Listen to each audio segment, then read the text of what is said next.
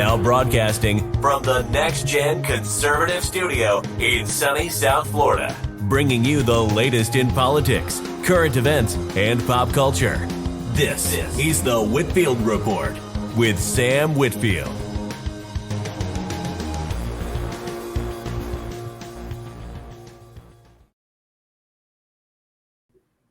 You know, folks, I just have to start off the show by thanking our government overlords who control the weather, because, without them, the hurricane could have been much worse. And, between them and Bill Gates, controlling the weather, I mean, thank God for, the Bill Gates Foundation. And, what would we do without them? They keep us safe. Yeah, totally. Like, that hurricane could have been a lot worse. Yeah, well, I mean, I survived, and obviously, Shmuley survived. Max, even though he's not even in hurricane territory, I guess the hurricane wiped him out since he's not here. But Probably a blizzard or some shit.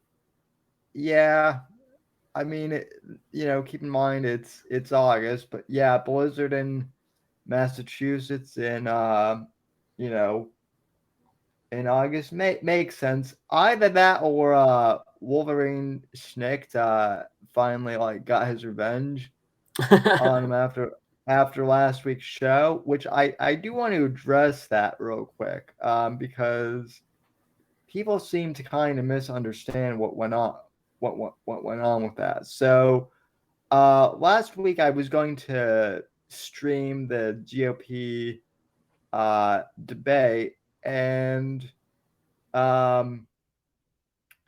then Tucker Carlson obviously announced that he was going to be interviewing Trump, so we decided to do that instead. Basically, there were a bunch of people who wanted to kind of do a watch party stream of that, so I basically sent out an invite to a bunch of people in my who I've done streams before, and added them to a big list, and whoever popped on, and whoever didn't. And so Wolverine popped on, and then Max popped on, and as most of um, they started arguing about CIA clearances and whatnot. And what's amusing to me is I guess some of Wolverine's friends were like, you need to control your co-host, or something like that. And I mean, I hope Max does show up, because I like him to be able to maybe address this, but I don't the thing that's amusing is that they think I have control over Max or and or Shmuley. They're my co-hosts, but I kind of I don't tell them what to say on the show. They can say or do whatever they want, and their opinions are their own, and they differ from mine, and on a lot of stuff we do agree. But it's I don't really control what either my guests or my hosts are supposed to say. And so hey, I listened to it, and unlike Max, I believe that he's level 3 prestige, dude. He probably got the tactical nuke 7 times, Yeah, I mean, listen, I've talked to him, and he does have some I in all seriousness, I do believe that he has some insights insights into military intelligence. But I mean, Max has every right to be skeptical, and well, I mean, I think the guy was probably not putting the best foot forward. I do think he was probably drunk on the stream.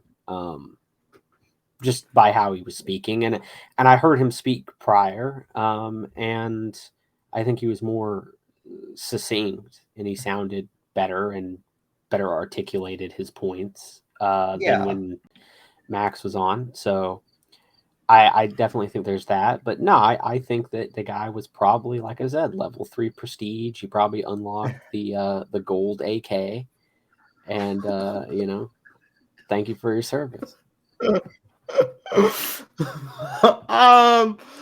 Speaking of the man in question, Max, apparently The young I man need in to get you on.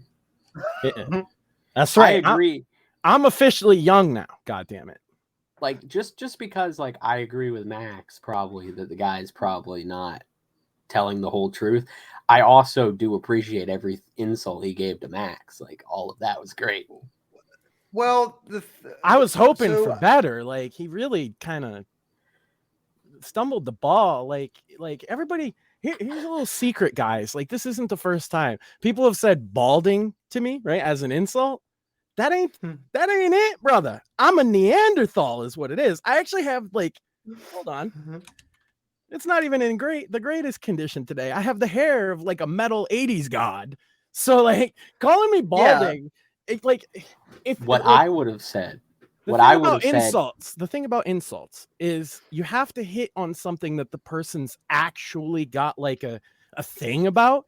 Mm-hmm. So calling me bald is like the worst thing you could ever do, because that's what the samurai dude says. It's just like, bro, that's what they said at the straight pride pictures. I had the whole left wing saying he's balding, and I'm just laughing. Yeah, I mean, I would have went with like, patchy beard, looks like half-eaten bag of what do you call cotton candy? Yeah, there you go. Yeah. Go for the beard, right? Definitely, right? Or not that bothers me, but it's like it's more rooted in reality. It's right? a thing that people would go, oh, like obviously I'm not the best insult guy, but like you would imagine like a black dude on the street to say something about like your beard's so patchy it looks like, Right. and everybody would go, oh damn, yeah, that's true. Why is that true? The best insults are when everyone is just asking themselves, why is that accurate? Like how the hell can that be correct? Well, and you can hit somebody with an insult that is about a thing that they're not conscious about, like me being bald. That could work if there was like a whole crowd of people that went, oh, I might be like, all right. But also, like, I'm way quicker on my feet than that guy, and that didn't work out well for him. Like I said, I think that he was intoxicated. I was smoking pot, bro. So I should have been. Beer people are usually better at starting a fight than pot people, right? Well, no. The thing that's funny is, so I don't know how much you caught before you popped in, but as I was explaining, like I've gotten some questions from people, like what was that whole thing? So like as I explained to Shmuley in the audience, I could tell last week. Hey, Sam don't even know what the whole thing was, right? He's just sitting here, and this guy's talking, and then I started asking some questions. What happened was I sat there before I started asking questions, I sat for quite a while listening, right? And you can watch it. I made the shortcut of it. People have seen the clips, but go back and watch the whole thing. Guy keeps saying shit. He's like, I work for the DOD. Okay, maybe, right? Like that part, I wasn't like, oh my God, this guy's full of shit. Now I also work for the CIA. Okay, maybe you do both. I don't know. Now I also have been at every major political event in the last 70 years where somebody I know was a part of it. Okay, now you sound a little full of shit, but we're getting there. Then he was a secret agent, right? That works for the DOD. And then I was like, okay. And then he served in both Iraq and Afghanistan, multiple tours. And I'm just like, okay, bro, right? Like some of this is just fucking bullshit. Okay. Some of it is, but I didn't even say that. I said he was started saying stuff about the Maui thing. And while I do blame the government incompetence for a lot of what's going on there, okay, government incompetence has been my biggest gripe since the day I picked up a fucking microphone. But he was saying, he was basically getting at like the space laser theory. And I was just like, all right, this is not what we do on Sam's show ever. So I feel like maybe a little pushback was warranted. Well, and he just lost it. Yeah, well, the other thing too, because like people thought that like I invited him specifically on it, and what I was trying to say is, so like I explained to Shmuel in the audience at the beginning, you invited like 10 people, whoever wanted to come talk, and he's the one that showed up. So what happened was basically so when I found out that the GOP debate was going on, there were a bunch of people who wanted to do like a watch party stream, and so I said, hey, that's when my show is on Wednesdays. Why don't I host it? And I'll kind of just open up because here's the thing: if we don't do something like that, we run the risk they're just gonna go watch the fucking thing anyway. Right. So we're trying to involve people. He's the one that showed up, and respect for that. He showed up to give his piece, and I gave my piece back to him. Right, but but that's kind of my point though. It's like people think that I like purposely invited him on, and then like, and I mean in a way I want to say this. I wasn't even there, and you and Shmuley asked Kurt Doolittle way harder questions than he was getting asked. You guys were tougher on a guy that you both like and respect, right? Than this guy. I just think he's got really thin skin. We had the group that you had started when you invited everybody. You gave them all the link, and he left it the other day. And poor Morpheus was like, "I'm sorry if I did anything." I'm like, you didn't do anything. I'm LOL because that's funny on multiple levels. Because Morpheus and we bust each other's chops all the time. I mean, you were doing it just today on Twitter in front of everybody. Yes. Yeah. More, but yeah. So like more it's a ball buster, but then when it comes down, so more it's a ball buster. But he'll also be the first to be like, oh shit, I hope I didn't start a fight or anything like that. And so I get why he was like a little concerned, because he posted like a couple things of like, hey, I think it was news or something. It wasn't anything like big. It was just like, hey, I saw this. And then the guy left, and he was like, oh shit, did I drive him out with sending too many messages or something? It's like, nah, not really. No, but he's still mad at me. And look, I have no future plans of fucking with this guy. I had my one laugh making the video, calling him secret agent man, and then life moves on. As far as trolls go or something like that, that was like the most milk toast, harmless. I'll upload another clip of me trolling somebody in a chat like that from a few years ago, and then people can see the difference between me being nice, like I was with that guy, and me being mean, like I was with the single mom who fucking Shmuley knows what I mean. There's a clip called Max Triggers a Single Mom, and she goes nuclear into fucking orbit. That was amazing. I mean, she accused people of being rapists because of jokes and stuff. It was great. But look, this is it all comes down to like what kind of fucking show does Sam want to create. And if I'm not wrong about this, it's the kind of show where he can invite two guests, and if they ask each other questions or have an argument, it's fair. I don't think blood sports over here, right? Yeah, that's not the whole point, is to just scream at each other. No, but exactly. But at the same time, this is my other point. So this is my other favorite thing, because like Mersh did this with Apex Gamma, and I think some of like Wolverine's friends kind of said, this is my favorite line. Control your co-host, Sam. And it's like, okay, that's annoying, because it's like, hey, like the way they say it, it's like, well, let me let them in on a little secret. The way I talk to people and me being quick-witted and stuff is actually why he keeps me on as a co-host. Like what I was saying to that guy was true. I'm here because I ask questions. Because Sam also asks questions, and Sam also dunks on people. If you didn't know, you know, it's like, speaking of that, Max, I know we don't usually talk about merch on the show, but damn it, if he's kind of brought it on himself, hadn't he? If that guy hasn't tweeted some stuff that we have to cover tonight, yeah. No, that's good. I also wanted to say, shout out to Twitter for being like, or X for being like stupid. I got mass reported for a profile picture. Okay, I'm not gonna get into all the details of it, but I got mass reported by people who butthurt about, you know, whatever I was saying. And because I changed my profile picture to what a lot of people did, because we were making a point, you know, that we're all kind of in the same boat as anonymous shit posters online. And of course that gets us flagged. Well, I've never broken Twitter's rules in 14 years on it. You can look at my fucking bio. You'll see it was like 2008 I joined. I've never even been suspended before. I know all my friends have, but I have not. And this time they didn't even find anything to get me for, but my account still got locked anyway. And so I'm like, okay, I'll change the profile picture, right? Reasonable? Yeah, okay.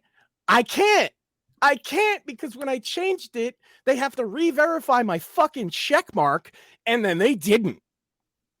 So I couldn't change it again. So I literally today, just before the show, had to unsubscribe Twitter Blue or X Blue or whatever the fuck they want to call it. And then as soon as I did, it let me change my profile picture. So I will say this, Elon Musk, you are incentivizing a lot of people not to pay you money. Just so you know. And I'm sure he'll listen to this and take it very seriously. Well, I mean, listen, at this point, we do have more of a chance of actually reaching Elon than Mersh, who was complaining. my view counts aren't as high as they should be. What the fuck am I paying you for, Elon Musk? As if Mersh, you know, I know you think you're big ass, you know, internet man, Hollywood Mersh, but if you honestly think you're gonna get the attention of Elon Musk, who's, you know, who's on his way to becoming a trillionaire, by insulting him immediately. Yeah. The first thing you do is call him like a motherfucker or something. He's just not even going to see it. Yeah. He's probably got a filter for that kind of thing. Because think about how many people tag that poor bastard at this point. Yeah, he probably gets insults like that from people way more prolific and, you know, well known than you or I. And, you know, he's still the second thing I love is the fact that Mersh claims that he's not like a lolcow or whatever, but yet he'll post things like, I smashed my kitty litter. Yeah, I saw that one. It was way more detailed than that too. He was like, I smashed it, then I kicked it. I threw a flip out because I didn't have enough viewers, and it's like, bro. Man, I wonder why. Mersh. Pro tip for you, advice: if you're gonna smash the kitty litter thing, stream it. Fucking stream it. People are gonna watch it. Okay, they might be watching it. Look, if you just care about views, bro, then make an ass of yourself. You do that anyway. Be DSP. What you got to understand right now, Mersh, what you have is a result of that already. The people watching you already, at least a portion of your audience, is just there to fucking clip you. Okay? So why not just give them? They're your biggest fans, bro. They're the ones that watch every episode of your stupid stream. Yeah, lean into it, dude. I also love the fact that like Mr. Medicare is coming back to stream, I guess, tomorrow actually. I'd see that, yeah. Mersh goes on his whole thing with Medicare is that he's faking the cancer, right? And so this comeback stream is supposedly proof that Jim is faking it, and I wouldn't care. Yeah, I wouldn't care if Jim faked it. That would be the greatest prank ever. He made like everybody like cry and shit. Like that's pretty funny. That's pretty funny. Yeah. Like if he was just faking it because he didn't want to deal with this shit anymore. And then like 6 months later, he's like, bro, I kind of need to pay like this car off. Let me do another stream. Like that would be so fucking funny. I'm dying laughing just thinking of the possibility. So either way, Medicare wins, right? If he's got cancer or he doesn't, he wins. Well, he doesn't win if he's got cancer, but he wins against Mersh. It's not a big W to have cancer, but it's a big W that Mersh is an idiot. So there's that. It's a big W that Mersh, in my mind, it's a big. Would anybody be mad? Hold on. Would anybody except Mersh even be mad if Medicare came out and say, "Yeah, the cancer thing, I was just fucking with y'all"? I don't think anybody would be mad. I don't think one person would be mad because we'd be like, Jim's not going to die now? Cool. What I would like to see him do is put on his camera and he's eating a fucking crab and he's like, yeah, I said I had cancer. Yeah. Yeah. But no. Mersh, see, I said Mersh should lean into it. The problem is when he tries to do like a hot take that's going to upset everybody, he says something really normal. When he thinks he has the good take that everybody's going to agree with him, that's when he says the stupid shit. Like, when he's like, yeah, everybody's going to think me smashing this fucking kitty litter thing is fucking great. Then he has to post it. Yeah, and everyone thinks that, and he thought that him like dunking on me and doing like a 2-hour stream on me that one time was going to like somehow drive me away from the internet. Instead, all it did was like I actually went on like a podcast tour with with most of his A-logs to like talk about getting into a spat with Mersh. So like, yeah, my advice. There's a lot of people that should be driven off the internet. I think Mersh is kind of one of them, but then I would be less entertained. So, but like I say this, like a lot of people should quit the internet because they can't help themselves but make problems for themselves on it. Right. And that's why I say he's one of them. I think his life would be far better if he just went back to being, I don't know, a shady strip club manager, whatever the fuck he did. And there's a lot of other people like that who probably just their time on the internet, particularly among like the free speech part of the internet, not just the sector, but like the part of the internet that's a little bit edgy. It's not helpful to a lot of these people and they can't ever realize it. Right. But that part of that is because they get so butthurt about everything. And because they have such thin skin, projection dictates that Sam must also have thin skin because I do. Yeah. And it's like I love how the whole thing that like Mersh is he did this the other day. He's like, "Oh yeah, well you're still," and it's like, yes, I know. I'm like I make joke at me being criminal. Like it also doesn't actually bother you though. No, because that's just life for Sam. That's like I hate to break the illusion, Mersh, but like he knows what he has to deal with on a daily basis, and if it bothered him, he wouldn't be sitting here with the brightest smile you've ever seen joking about it. No, the thing that amuses me to no end is like Mersh thinks that like I must be like, retarded or depressed or whatever, but it's like this dude was also like threatening to kill him, was like threatening to like kill himself because he didn't have enough dabs for like, because he didn't have enough cigarettes and whatnot for the hurricane. Meanwhile, the difference. I had to ask again because I'd heard of dabs before. I just want to make a quick point. The difference between fucking Mersh and Sam is that like Mersh goes to Florida, right? He moves here, and his decision is to like drink at the apple Applebee's bar on a Wednesday night, ordering martinis from Sargon, the waiter, and then gets offended when a single mom at Applebee's on a Tuesday dares hit on him, a man at his stature. Yeah, like an hour before closing time when they're the only two people there, and he's like, "How dare you!" Meanwhile, Sam moves to Florida, and like he's over here. He's a learned fucking man. He has valuable skills. He has more money. He fucking dresses better. His room's cleaner. He's a better streamer. Published author. His feed doesn't have beep that Jesse from Pod Awful catches after Mersh is going on some racist rant. I love how Mersh tries to like co-opt the goon alarm as if he isn't like the epicenter of it. Like he loves to talk about it now, like he discovered this thing and he wants to inform everybody about it. But also he says it's only black people, and it's like, Mersh, you're not black.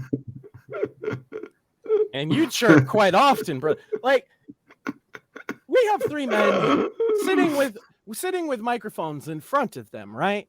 And so, like, this is a kind of thing that could happen to anybody, except if you hear the chirp. If you don't hear the chirp. To be fair, I've had an alarm go off while I was streaming. Sure. Now, to be fair, it was going off due to smoke. Right, yeah. Somebody was cooking. That was funny.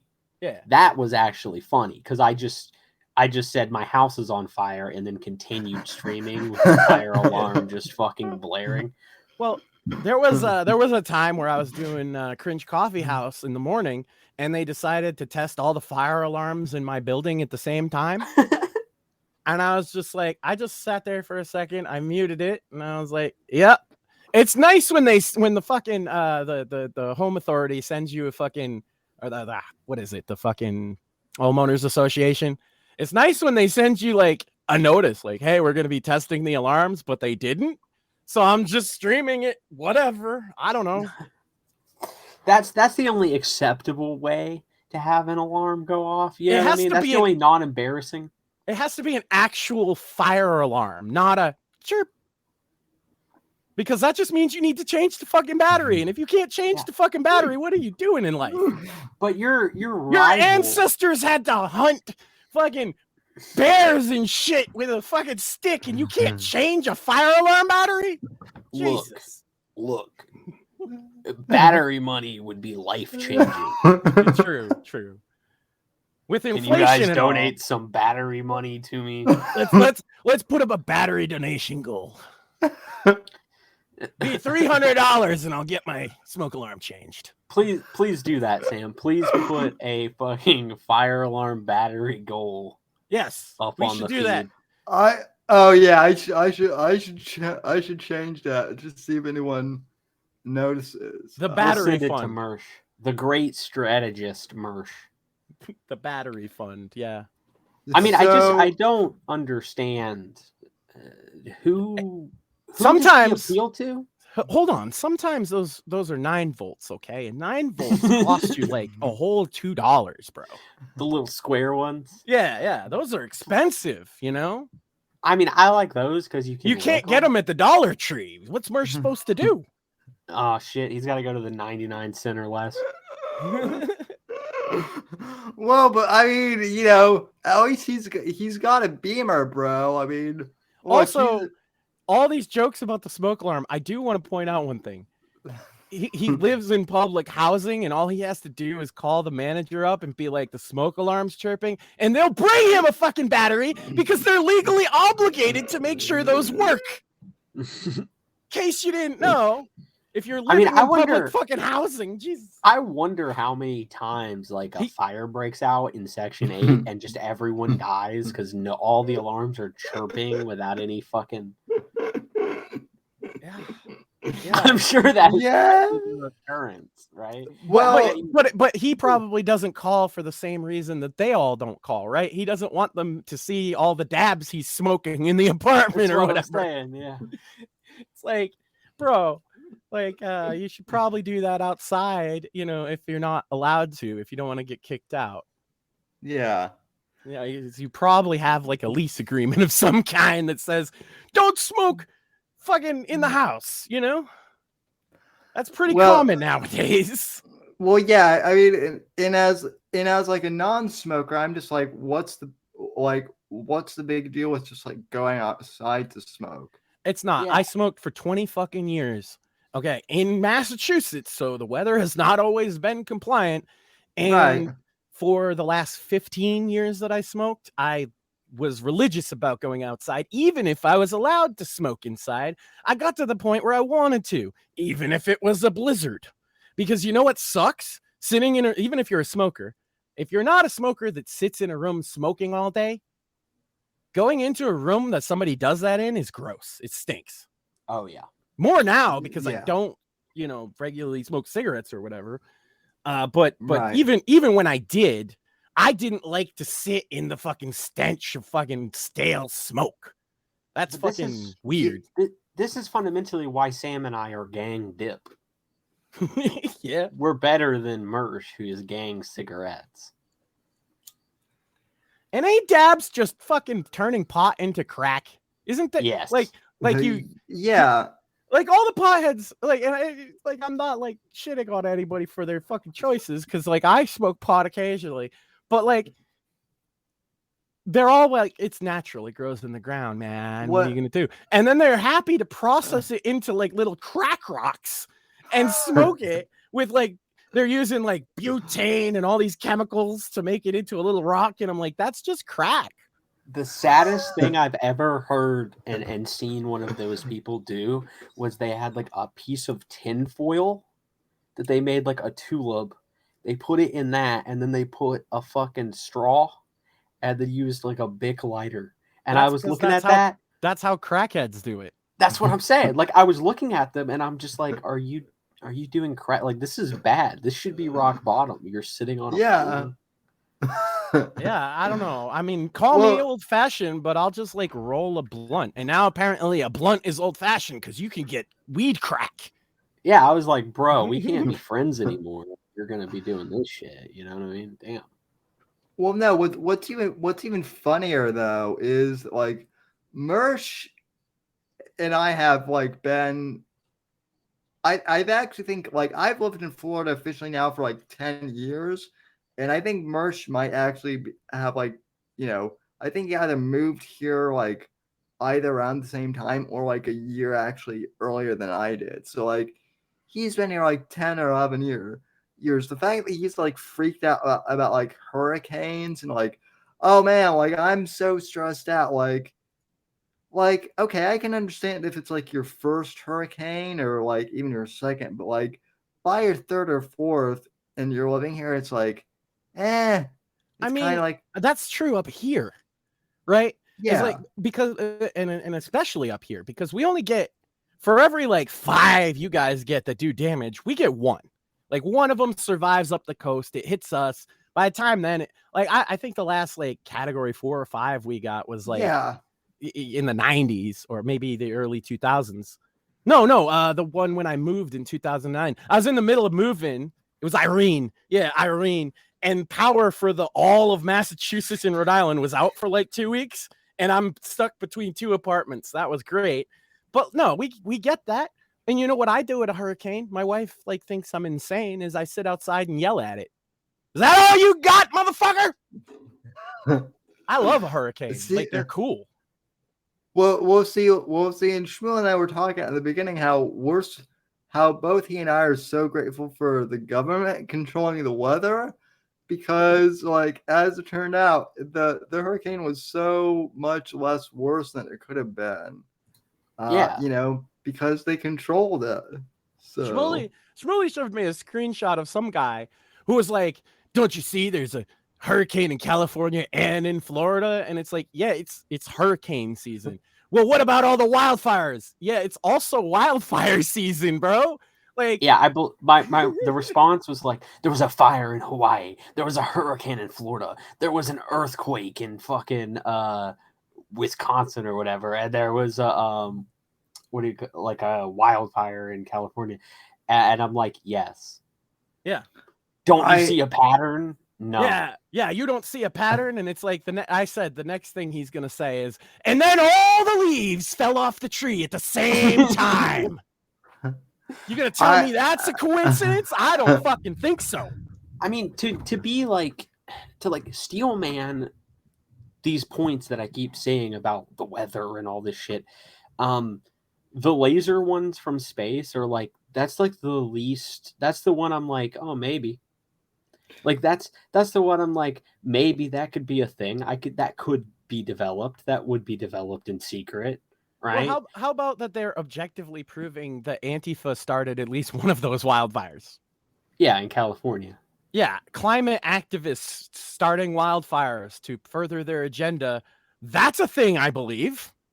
But you see, like, I don't just go, I know that it's lasers, and I know that there's no other possible explanation, and I've noticed that this is all a pattern because it's all being controlled by one central point. Like, that's dumb. And that's the difference, is because I pity those people because they have this unfounded notion that the people in charge of this country, or if they think the world or whatever, the people in charge, they think are not only competent, but super duper competent and can completely keep a secret no matter how many of them there is, and do all these things for some unknown reason. Sometimes they literally have the exact, bad effect as is opposed to like a good effect on these people. You have to accept all of this. And I just don't accept that the people in charge are competent because I see the incompetence from the top down. Well, they were talking. A lot of times they talk about the meetings that the powerful people have, right?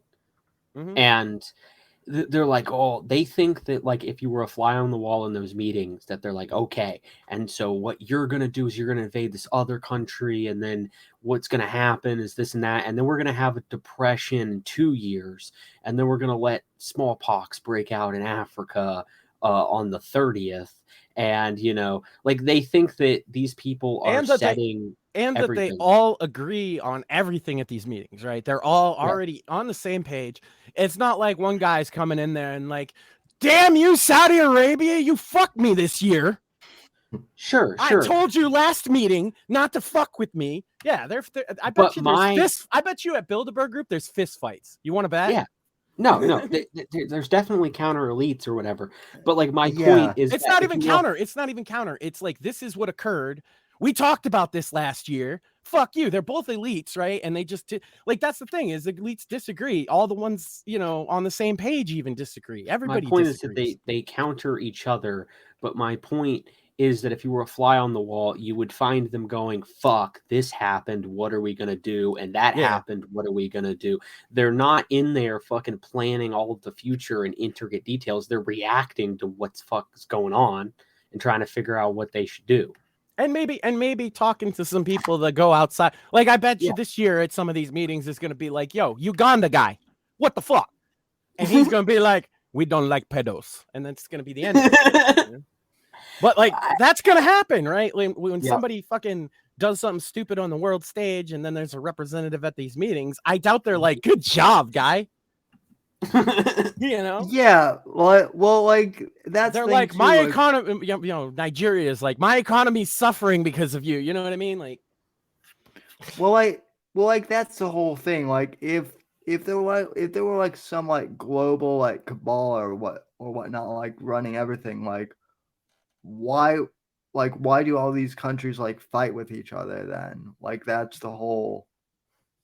Yeah, because there is like a global elite that like does run everything. It's just that they're not competent and they're not on the same page. That's my personal opinion. I stand by that 100%. I think that a lot of them are actually idiots. A lot of them don't understand technology, and that's why they're getting fucked by the internet so hard. If they did have this great plan, letting us talk was a bad idea. Right? They could have stopped that before it happened. Yeah. If they were competent like that, but they don't. They're not. It's not 5D chess. Like I said, they're reacting to stuff. But I can prove, like, WEF is not batting 100. Right. Like, not even close.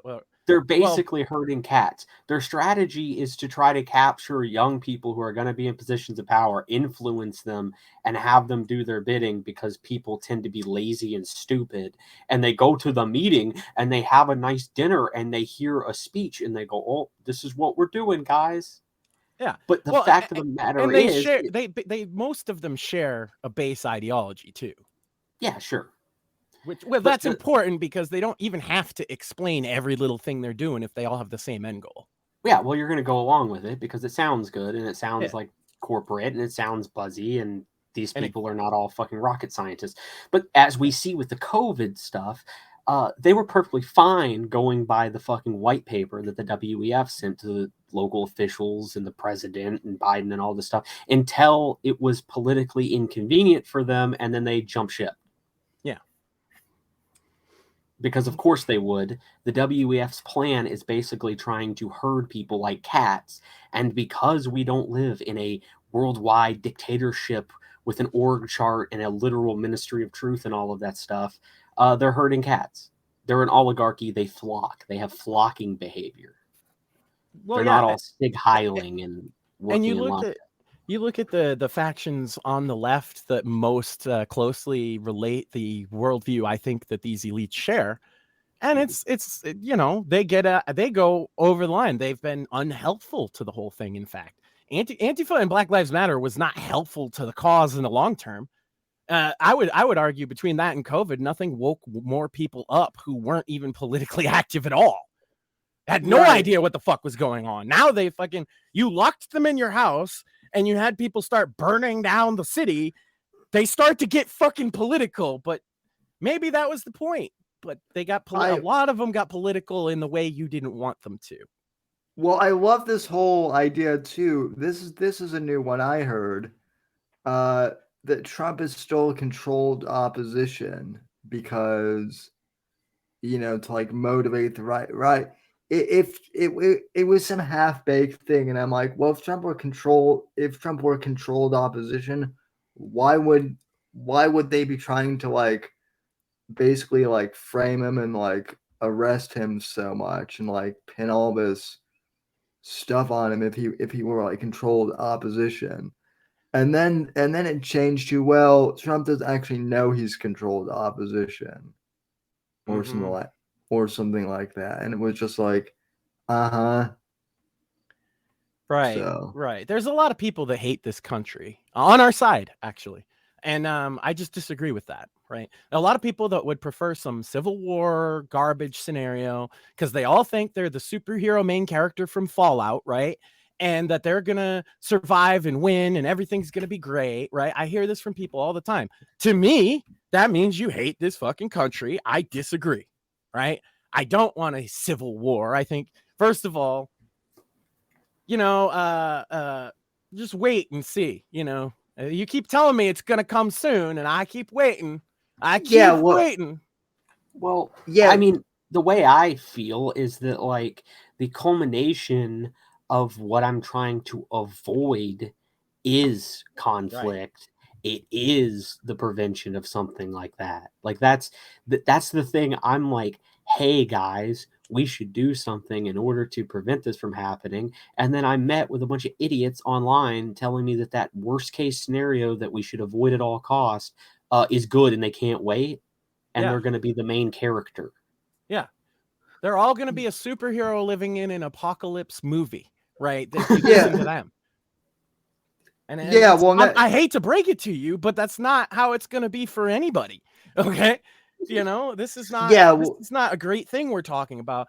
A civil war in this country, you're talking about millions dead, maybe even hundreds of millions dead. And most of those are not going to be soldiers. They're going to be civilians. Yeah. Old people, women, children. Starving. Yeah. Well, yeah. Well, and then it's like, so that this is another thing, because when I was part of which is Young Americans for Liberty, that's like the libertarian equivalent of Turning Point.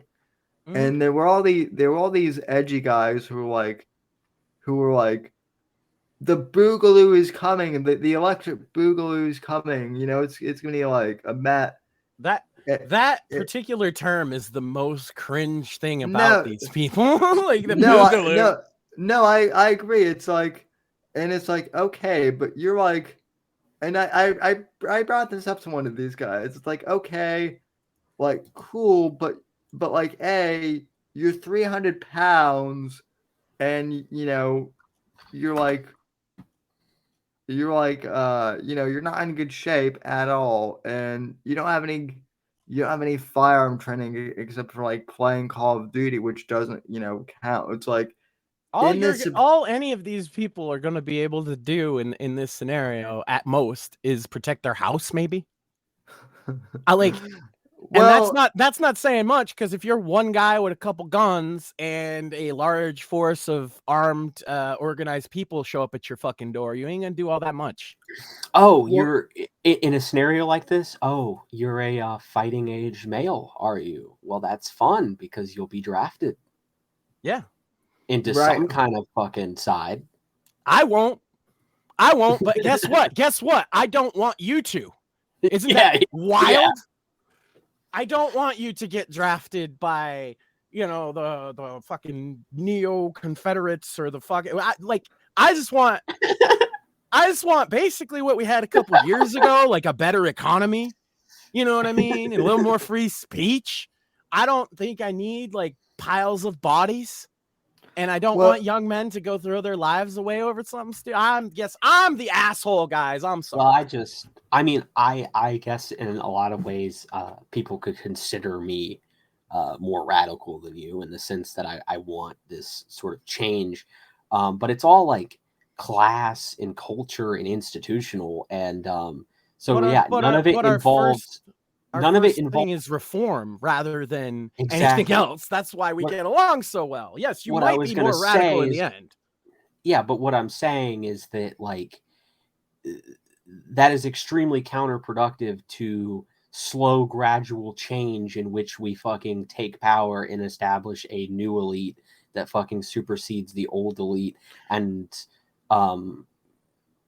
creates a better situation where the people who have power and are trusted can be trusted and don't screw over people who it's their job to advocate. Which is how we got here. The left did that. They called it the slow march through the institutions, and it started. Yes. Basically, I'll say it started in the 50s, but it really got boiling in the late 60s. And that is why all the elites are leftists now. And we could easily do the exact same thing, because it wasn't exactly a brilliant strategy. It was just an effective one. It doesn't take a lot of really, really smart people. It doesn't take a lot of resources. It takes a bunch of young guys who are willing to bite the bullet. Because look, when those leftists in the 60s, those far leftists entered the education system, the college system, universities, they weren't far left, okay? Right? So what do you think the left had to do at that point? These young leftist radicals. Do you think they came on campus and said, "We're bringing communism to the country and you better like it"? No. They went along and said, "Yes, I am of this belief that you're pushing on me," until they didn't have to anymore. I would add the caveat that there was a lot of them that did push for radical retarded stuff, and all of it failed. Every bit of it was completely useless. But the people that held their nose and said, "Yes, I am actually kind of a conservative," or whatever, and then they became the professor, and then the mask came off, and a lot of them happened at the same time. Then they had another generation or two of that happening. Next thing you know, they run fucking everything. We could do that. An advantage that we could do that, but you guys got to learn to hold your nose and use some fucking pronouns once in a while. I would say too that there is one thing that could be our advantage that they didn't even have, which was when they were doing that, when they were doing the long march through the institutions, these institutions that they were having to infiltrate were trusted. Yeah. They're not anymore, so it'll be even easier for us. It's easier to take them over, or just establish a new fucking alternative to it that outcompetes it. Yeah. Either or. What? And by the way, the left did that too. That's why there's some of these universities founded in the 60s and 70s. Yep. And I would posit on that note that the way you do that is by being more truthful and providing more value to normal people than the alternative institutions, and that requires not being a liar and a grifter and a conspiracy idiot. Yeah, well, you have to. The thing about the conspiracy guys, I think, is that they genuinely think that because they were convinced by whatever it is that they're looking at, that everybody else will be convinced too. And so, like, I don't think they're dishonest a lot of times. I think some of them are, obviously, but I do think that it's hard to communicate with them in any meaningful way. Well, and so Max, going back to like your whole thing with like, you know, the guy we had on that came on last week, like Secret agent, man, yeah. Yeah, secret agent. I think secret agent man like is one of those people but like legitimately he legitimately thinks that he's doing good, and he legitimately thinks that like because he, you know, like I'm willing to give him the benefit of the doubt that like yeah, he maybe has seen like some classified, you know, documents and material. I'm not disputing but like I think a lot of these people like get so used to like people just taking their word for it that like whenever you get anyone who even asks like a minute question like, are you sure about that or something like that, they just flip out. And like that's essentially what you did. You made all you did was basically like, was give the guy like an awkward like Tucker Carlson like stare, and he flipped out on. It was specifically he mentioned he was throwing out a bunch of unrelated information, and the one thing he said that stood out to me was he said that, oh, the sheriff and the coroner are the same guy. Isn't that suspicious? And I was like, do you know how many rural counties in this country that's true about? Like, go down to like the Southwest, go down in the poor parts of the South, the most rural parts of Alabama. The coroner is the sheriff. Like, that's pretty common, actually. And he didn't want to accept that. Right. And that kind of doesn't mean anything to me. It sounds scary if you don't know that it's actually really common. Yeah. Well, and he probably didn't know it was common. Yeah. Well, that's the thing. Like, that's the thing, though, is once you bring up like that, you know, one little fact, and you can look it up and verify it's true, then the whole conspiracy, you know, goes up in flames too. Now, it's like, I do want to clarify one thing. I said stolen valor, and I stand by that. That guy is doing stolen valor. He may be a veteran, okay? He may have seen some shit, but what he's saying about his service is not true. And I asked a bunch of my veteran friends this week, and I showed them some of the clips of what he was saying, and they all think he's full of shit too. They think, yeah, he probably served. He probably even went overseas.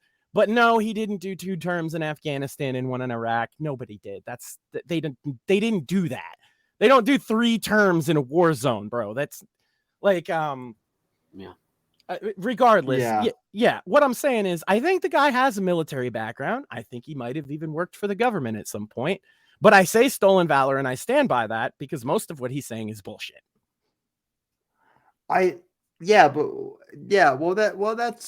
that's what I'm saying, though. I think a lot of these conspiracy people, like they get off on conspiracy theories, and then they insert themselves into like I'm the fox Mulder. Like I can see all the right.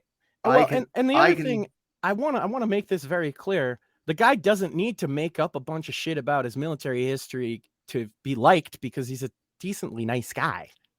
Yeah, you know what I'm saying? Like, it just seemed stupid to me. I hate when people do that when they don't need to, right? If you're going to make some shit up because you need people to be impressed with you or whatever, I can almost understand that if you're like an awkward, you know, non-social person that doesn't understand anything. But if you're a normal person that can have a normal conversation with people, you got to understand that no matter how many times you tell these stories to a group of people, there's always one that just, okay, yeah, sure, and doesn't call you on it I'm just not that guy. I'll call you. Yeah. Well, no. The other thing too was this was like the other thing too is this was this was during the interview between Tucker Carlson and Trump, which was fantastic in and of itself, right? We all, I think we can all agree on that. But then he brought some stuff up that was like completely out of left field from the Trump and Tucker interview too, and it's like, okay, what does this have to do with like what Tucker is asking Trump about? So right, but when they get into their bubbles like that, the guys like him, they start telling they talk about the same things a lot. And usually they find people that agree because they don't like anyone that disagrees, right? You saw how he reacted. And so everybody around them is generally talking about the same thing. So he's probably got some group chats or something where he's talking nonstop about this Maui shit. I not looked deeply into every detail of it simply because my take doesn't require me to. My take is that the government is massively incompetent, and this was Biden's Katrina. That's my take. Yeah. When he said he had no comment, he kind of fucked himself, and the local authorities not knowing what to do and not acting in the best manner possible to save lives. That doesn't surprise me at all. Not at the least. Yeah, well, I mean, and that's I'll take one further, right? Like there are all those conspiracy theorists that like believe that 9/11 was an inside job, right? But my take is that like, did the government maybe know did the government maybe know about 9/11? Sure, maybe. But probably more like what happened was a big there's some strong evidence that has come out in the last year or so, if you're not familiar with that kind of lends credence that some people were incredibly, unbelievably incompetent on that front. Like to the point where you would say there was probably some malevolence, Right. Or rather than even calling it malevolence, it's usually just corruption, right? It's usually like, oh yeah, I'll overlook this thing because it's not going to matter. And you're going to pay me 20 grand under the table as a bribe to look over it. Mm-hmm.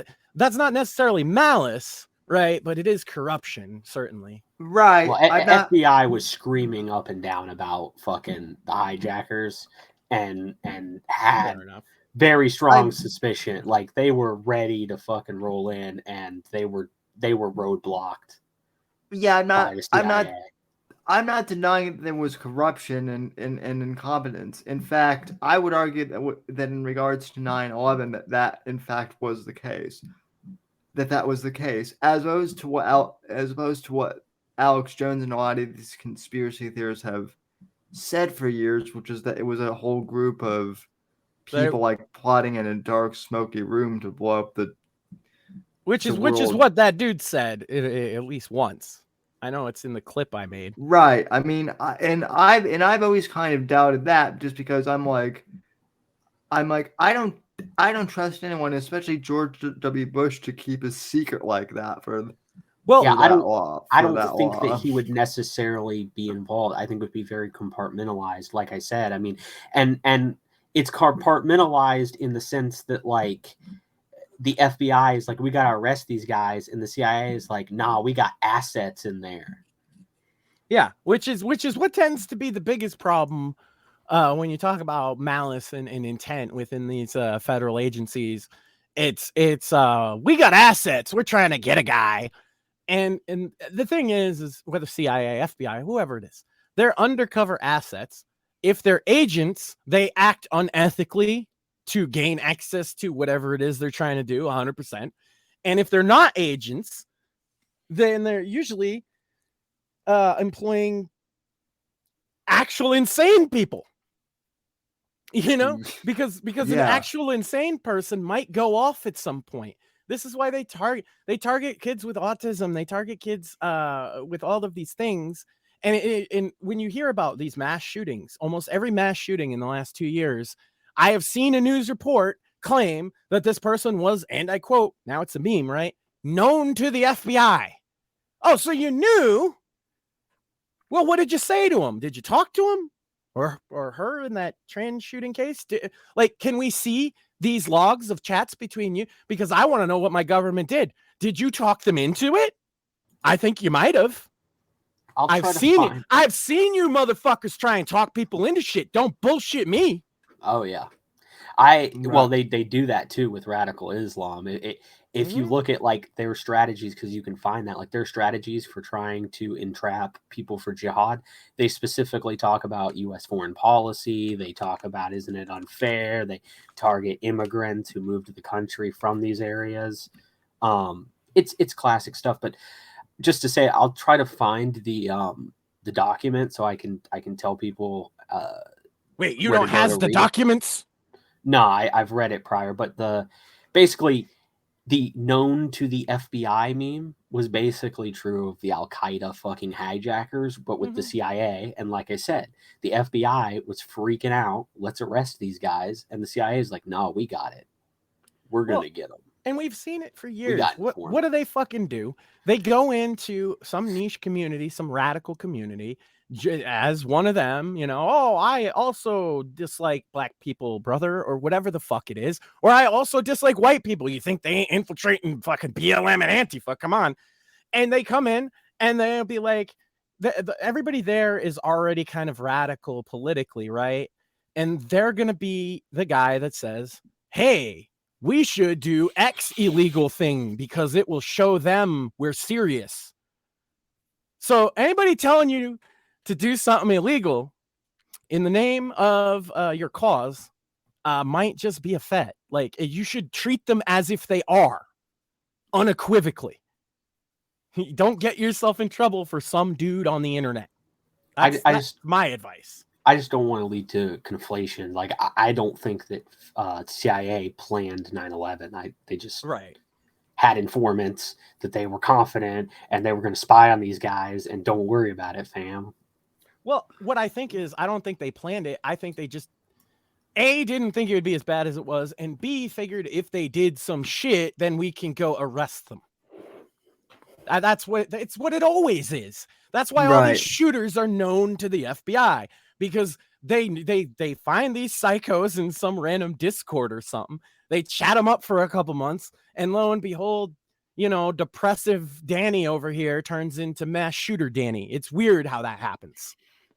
It's also and then they won't show us what they said to Danny throughout the whole thing, and they won't let us see Danny's manifesto because it might, I think the manifesto and the trans shooting that we had recently that they refused to release, I am pretty sure that it's because that they named agents in it.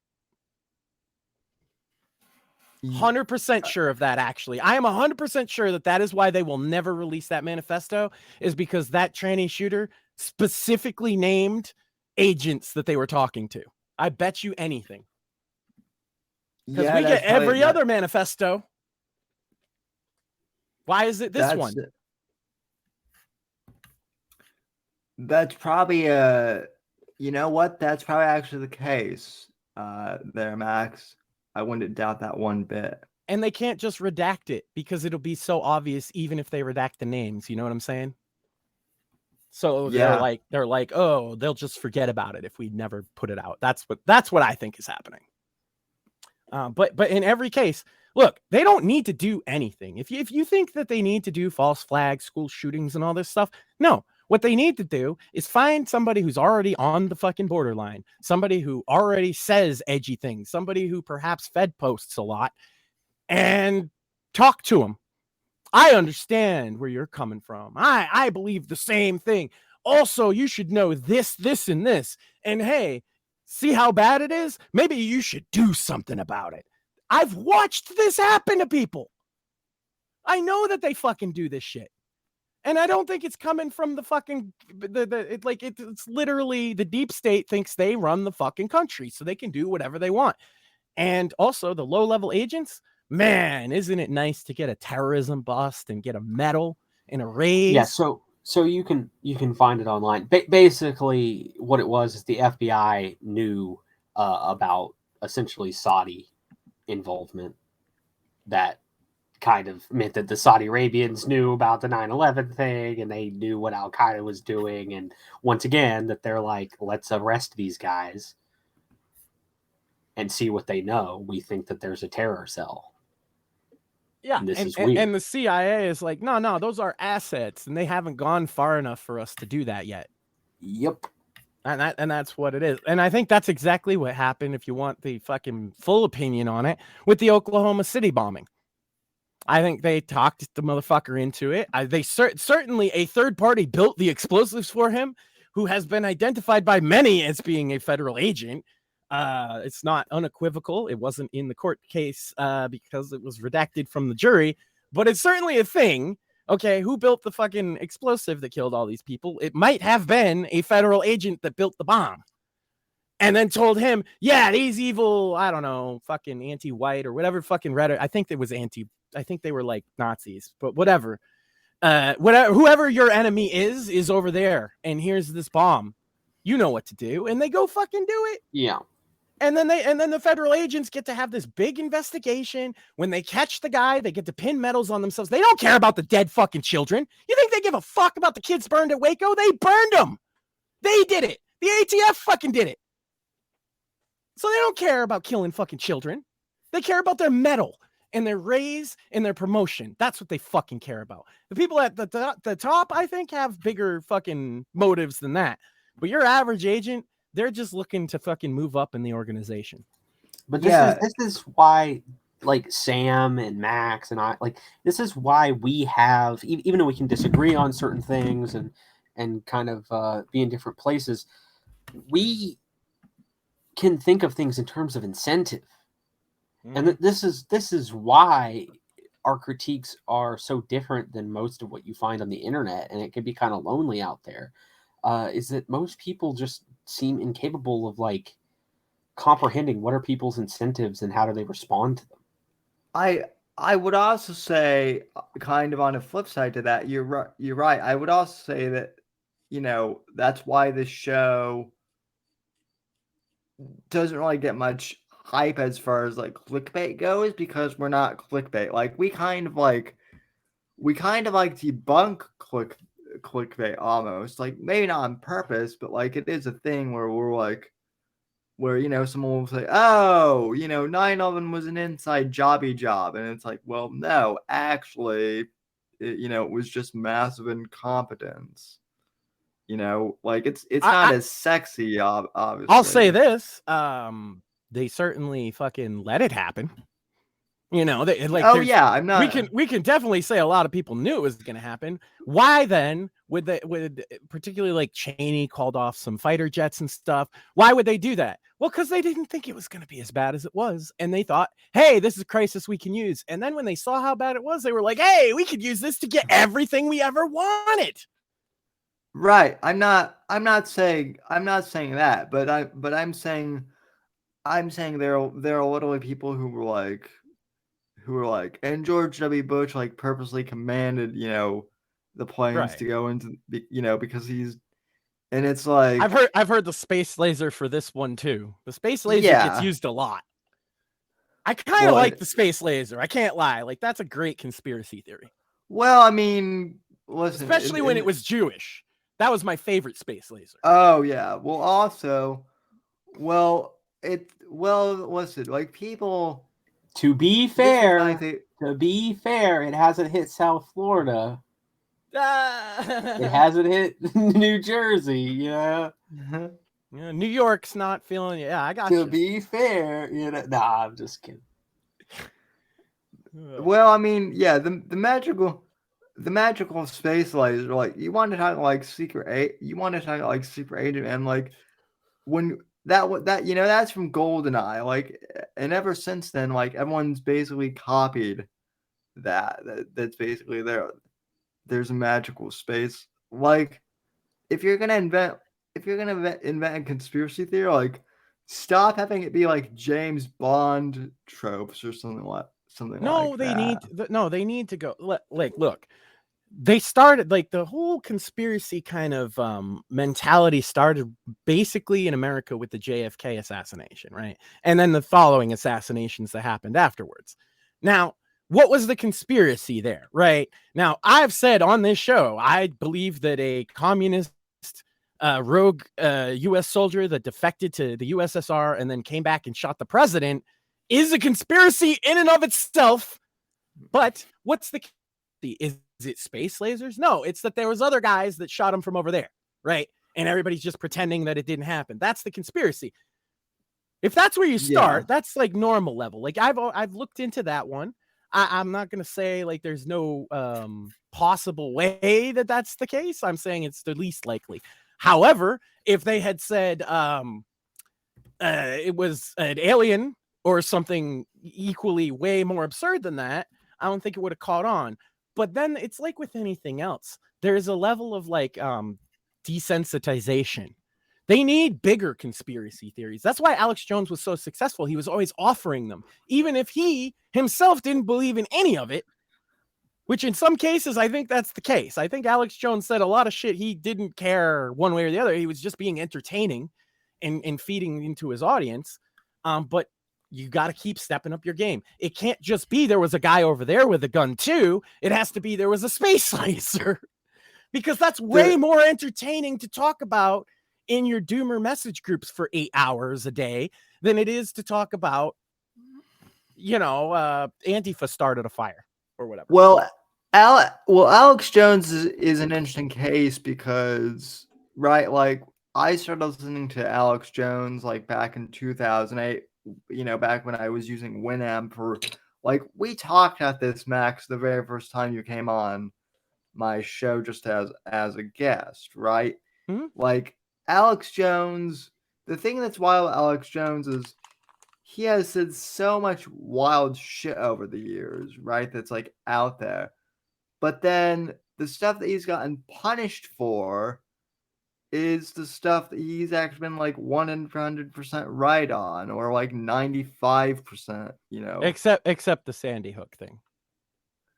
I don't think he was even remotely right on that. Neither does he, which he on record in the court case said, I don't believe that anymore. And I kind of didn't at the time, but my audience expects these kind of theories from me.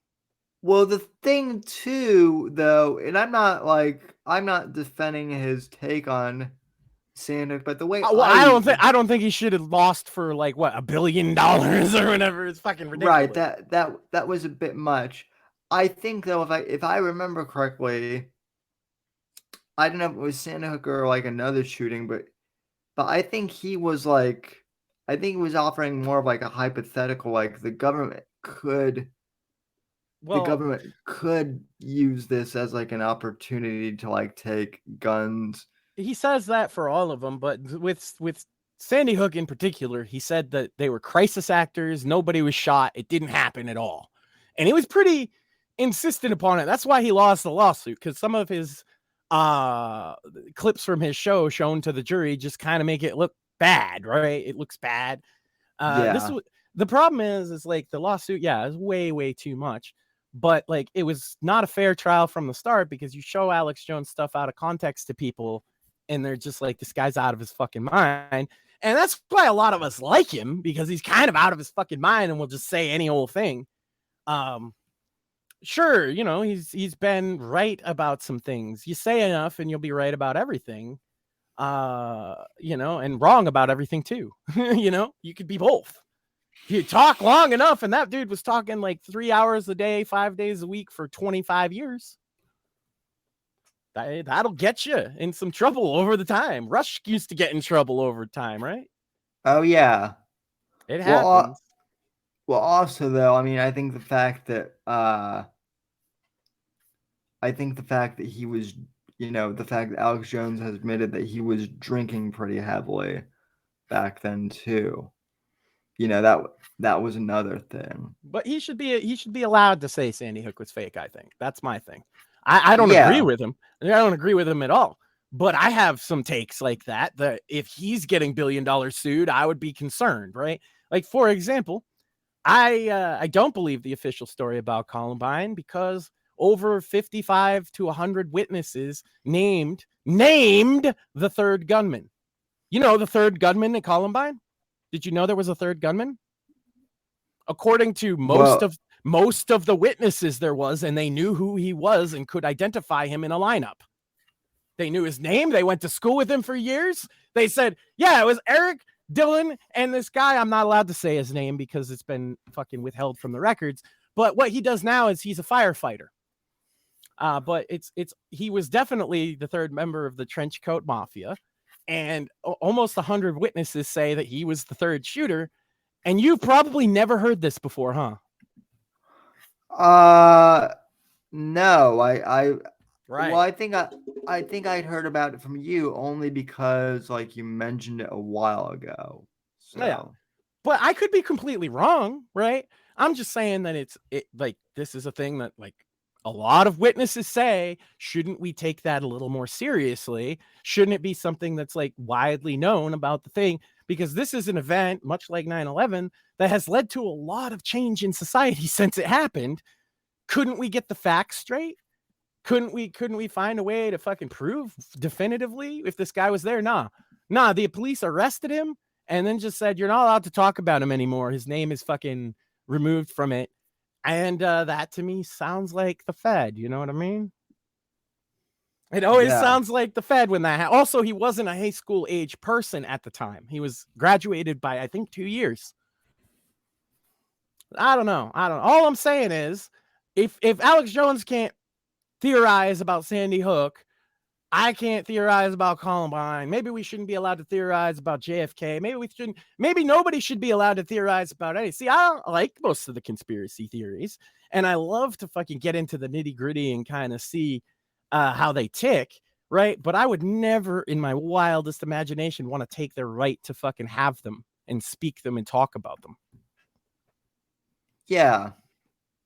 You know, that's insane because that will affect the rest of us.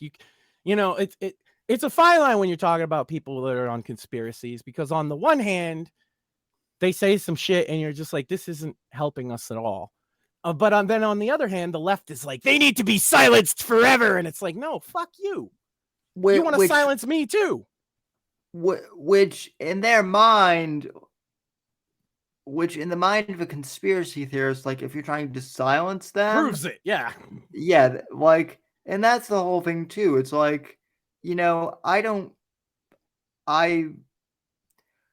think a lot of this Gabe Hoffman, you know, shit is like, you know, it sucks that like Mersh and a lot of these other people like go after Gabe Hoffman, but I also think that the Gabe Hoffman, you know, for a while he was kind of trying to shut down accounts and report like Mersh and other people, and it's like, well, you know, like Mersh is a piece of shit, but you are kind of like justifying what he's. I'd feel for all of them, except that it's the same. Those same kind of people bitching about that kind of thing are the ones that are flagging my account now. So I don't know. Yeah. Everybody who flags everybody's account is a not F slur that I was gonna say on the show. Is a stupid person. Is a bad person. I was gonna say something else. Oh, you were gonna say my favorite F slur for, you know, someone of a. Yeah, you know. Fagala, you know, as the Italians say. Yeah. A fanuke. Yeah. So. You're a mook. Yeah. Is mook still allowed? Can I call somebody a mook on the internet anymore? I believe so, but okay, well then like, Mersh is a fucking mook and a half, bro. Mersh is the biggest mook on the internet. No doubt about it. Yeah. Since I could say mook, right? Because a mook, if you don't know, a mook is like a Northeast thing, mostly New York, but we all say it. We're for a guy that's just kind of a fucking idiot that you know, he's kind of an idiot and he's a little bit malicious. That's him. Maybe not the most malicious, but just a little bit, just enough that you're like, what a fucking mook. Look at this mook over here. That's what it means. That is him to a T. Yeah. And all those it's also weird that like all these people complaining at like flagging are now doing it. So well, I'll say I changed my profile picture to what is essentially it's a racist caricature because of Zanny Berries. Well, Zanny Berries, I know, is just some dude, right? And people were like, he's all these dudes. He's everybody. He's doing all the things. And I was just like, I know for a fact that that's not true, bro. And this has been one guy the whole time. He gets banned and then makes a new account and says, hey, I'm the same guy. Please follow me. Right? He doesn't make 20 different like sock accounts. It's just that other people started using his name because everybody was getting blamed for him. Now, if anybody can relate to this, it's one Blame Max Sand on Twitter who gets blamed for the stupid shit that other people do all the time. And so obviously I was a little bit sympathetic to this, right? So everybody was changing their profile pictures to his thing because it's like a Spartacus moment. Like if you're banning one of us, you're banning all of us. Okay, that's what it meant. And and the people that flagged me, quite frankly, I used to think were friendly. They're not. So it is what it is. I didn't flag anybody. I've never blocked anybody on Twitter ever. I could show you my fucking thing right now. It says you can use the block feature because I haven't. So they think I'm stupid and don't know how. You know what I mean? I know people love it. I'm not saying there shouldn't be, like, I'm not agreeing with Elon that there shouldn't be a block feature. I just don't block people. I find I never need to. I've only blocked people like a few times, but for clarification, like it's usually an extreme. It's usually like in an extreme situation, and a lot of the blocks were also from a time before the mute button existed. Right. I was gonna say I use the mute button occasionally, but here's the funniest part of that is I only use it for like a day and then I'll unmute the person. Cause then it'll be done. Like nobody bothers me after that. But yeah, you know, you could say, "Oh, I block people." Well, you don't have Mersh blocked, and you don't have Owen Benjamin blocked, right? No, Owen Benjamin has me. Owen Benjamin blocks me immediately after I tweeted and said, "Hey, I'm glad you're back on Twitter." That sounds about right. Yeah, I just don't. I don't block people. I don't really fuck with people like a lot of people do on Twitter. No. I just stood up essentially for anonymous shit posters. Because and that's what it really was all about. And what did we get for our trouble? Well, we all got flagged. Half of us got banned. I'm the only one that didn't get banned from that wave of flagging, and it's because I don't do anything on Twitter to get banned for. But they made me change their profile picture, but then they wouldn't let me change my profile picture. And they said, if you don't change it, we're going to close your account. And I'm like, but you won't let me change it. So I had to, like I said, I had to unsub Blue and all this shit. Elon, fix your shit. Fix your shit. And one rogue report should not fuck my account. And by the way, I just want to point out, because a lot of people don't know, let me tell you something, a little extra about, they're like, because the people that flagged us said, yeah, we probably did, but we don't care, and you shouldn't cry about it, right? So Dick Molesterson, he's one of the ones that got flagged with me, and his account is banned. You know what else? His account had Twitter Blue. You know what else he can't do? Think about it for a second. What can't he do? Log into his account. What would you need to do to log into your account? Stop the subscription. Yeah. So yeah, you did cost this motherfucker probably $8, and then he has to go call his bank, right, and stop the charges because he can't log into Twitter and fucking do it. So yeah, you do cost people a pain in the ass. It is a fucking pain in the ass. That's what happened. That's what happened to me when my Mr. Vickers. It's not just nothing for us, okay? We like our Twitter accounts, okay?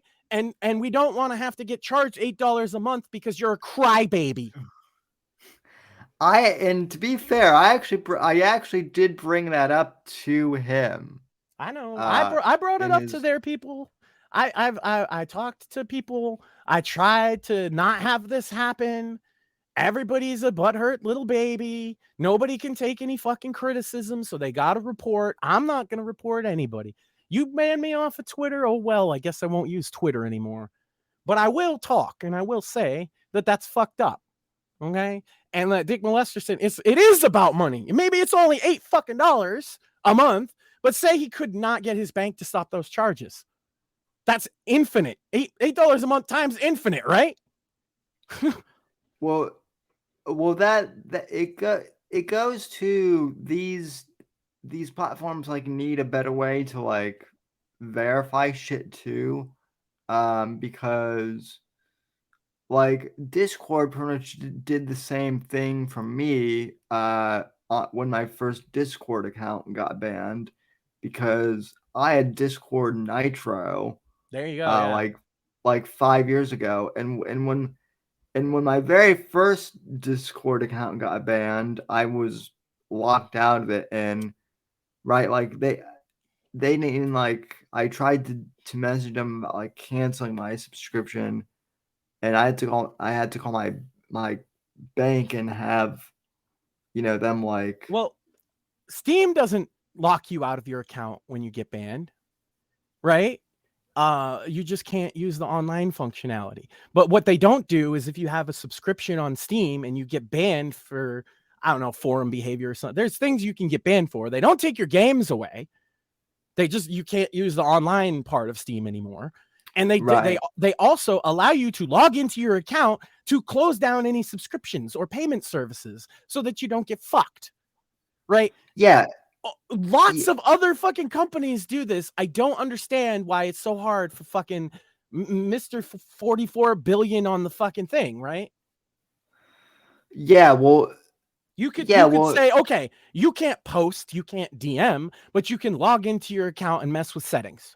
Well, also think about this too. If he wants to make X into like a payment processor thing, like he's been talking about, this does not bode well for that either. Well, neither do the new terms of service coming September 29th. I just tweeted about them a little while ago. None of this bodes well. Now I will say this, like people have complained about the ID verification thing. I personally am not bothered by it because listen, I've been doing stuff under my actual name for years, so it doesn't bother me. But I do understand why people. Well, it wasn't as far as I understand, that wasn't going to be mandatory even if you had blue. It was just an extra thing you could do. But what I'm talking about is they're saying that they're going to ban a lot of accounts after the 29th of September, that they're making their hate speech laws more stringent, or rules rather. The Twitter's going full censorship right before the election. I don't know what Elon has to say about this for himself, but I don't think there's really anything he can say that's going to win someone like me over. As I'm getting already wrongfully fucking flagged down, and they're like, we're gonna take flagging more seriously now. I'm like, you already take it. One dude flagged an account that had been up for 14 years without one fucking problem. One dude flags my account, and I'm locked out for a week. This is insane. Why they're gonna make it more than that? Jesus. Yeah, I mean it's. We'll see. I don't want to rush to judgment, but it don't look good. It don't look good at all. Listen, that would suck. I mean, at Twitter or X has whatever you want to call it, has been like my online home, since like 2011. Maybe. Now, I do have like a blog that I use for long term, but like shit, maybe if Twitter does go, down the apple, I'll just start like posting to my Substack or something, all the time. it's certainly not going in a direction that I thought it would. Is it better than it was before he bought it? Right now, yeah. But I think these new rules seem to look a lot like it used to be. And I think it's a matter of meet the new boss, same as the old boss. And so I don't think Twitter is going to be like unusable for someone like you or me. But that's not actually what I'm all that concerned about. A little bit for me, because I pick fights sometimes, but I don't say anything that has ever gotten me in trouble before. Yeah, now I'm getting in trouble for not doing anything, and now I'm gonna get in trouble for probably even like dumber shit. It's just dumb. It's just stupid. I mean, the only time I've reported people on, because I have flagged people on Twitter before, but it's been when they've literally made like death threats, to actually harm people, like unironically, which is what Owen's people did during the bear apocalypse. So I just don't think if you were to ask me, blocking shouldn't be the one thing that goes. Flagging should. They should use their automated moderation system and nothing more. Fair enough. But fair enough. What I'm saying though is like, yeah. For every one of you using the system properly, though, there's a lot more people that are just using it to shut up people they don't like. Yeah, I know that, and that's what I'm saying. Like, it's a very rare thing. So yeah, so I would say let people block entirely. That's fine. But letting people flag let people flag, okay, so that you can draw attention to this thing, okay, but you can't just ban my account without review. Are you fucking kidding me? Lock me out for a week because you don't have the time to fucking look at it. What if that did cost me money, right? Is Twitter gonna fucking compensate me? No. Like, if you use Twitter to promote your fucking business, right? They're like, well, you're not getting revenue share from us, so we didn't cost you any money. Fuck that. You cost me a week's worth of posting promo for this show. Okay? Like, Yep. Yeah, sure. Point people. People can say, hey, look at this post. Maybe you should look at this post. I can get that. But an automated like ban off of a report is giving people the ability to just censor people they don't like. It's insane. Yeah. I've never seen anything as bad as where Twitter is with that right now. No other website I've ever used, no other social media, any platform has ever been as easy to just one guy flags you're locked out for a week. Come on. Clearly you've never used Discord a long term, Max.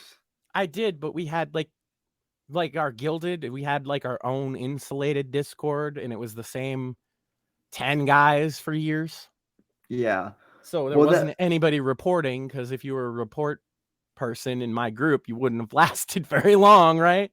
Well, that's the other thing too, is if you do start Discord, don't open it up to too many people, because what happened with me on Discord, and look, long-term listeners know the story, but like I used to be a fan of Gavin McGinnis, and like back in 2016, early 2017. And there was a Reddit and a Discord, and the Reddit initially started as like 20 of us who were tightly knit, and that was it. It was just 20 of us, right? Then as Gavin's podcast grew, like we got pressure to let more people in, and eventually got to the point where there were like 100, where there were like 200. No, at one point it got so ridiculous that there were like 1,000 people in there, and I told the original crew, I'm like, I bet you anything there are either Antifa or Fed people in here, and they're gonna get this server banned. And lo and behold, that's what happened.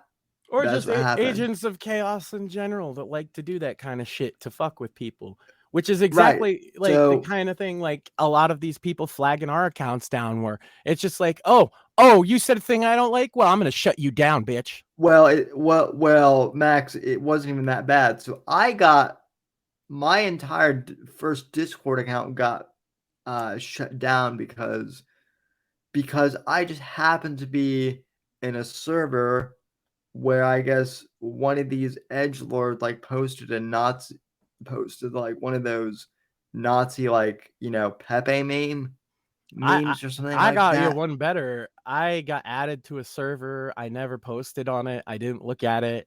I got made an admin somehow, and I got banned for being an admin on a server that was posting like gore and shit. And I was like, wait, what? Okay, so I'm banned on Discord, and I haven't bothered to go back.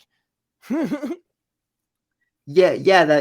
pretty much what happened with me too. It's like, it was like a lot can be done on Discord without your consent that could get you in trouble for sure. That's what I'm saying. Like it was weird too. It was like, hey, but it was like, hey, we're gonna penalize you for stuff that you didn't even post, but we're gonna penalize you for stuff that other people posted that you didn't endorse. Right.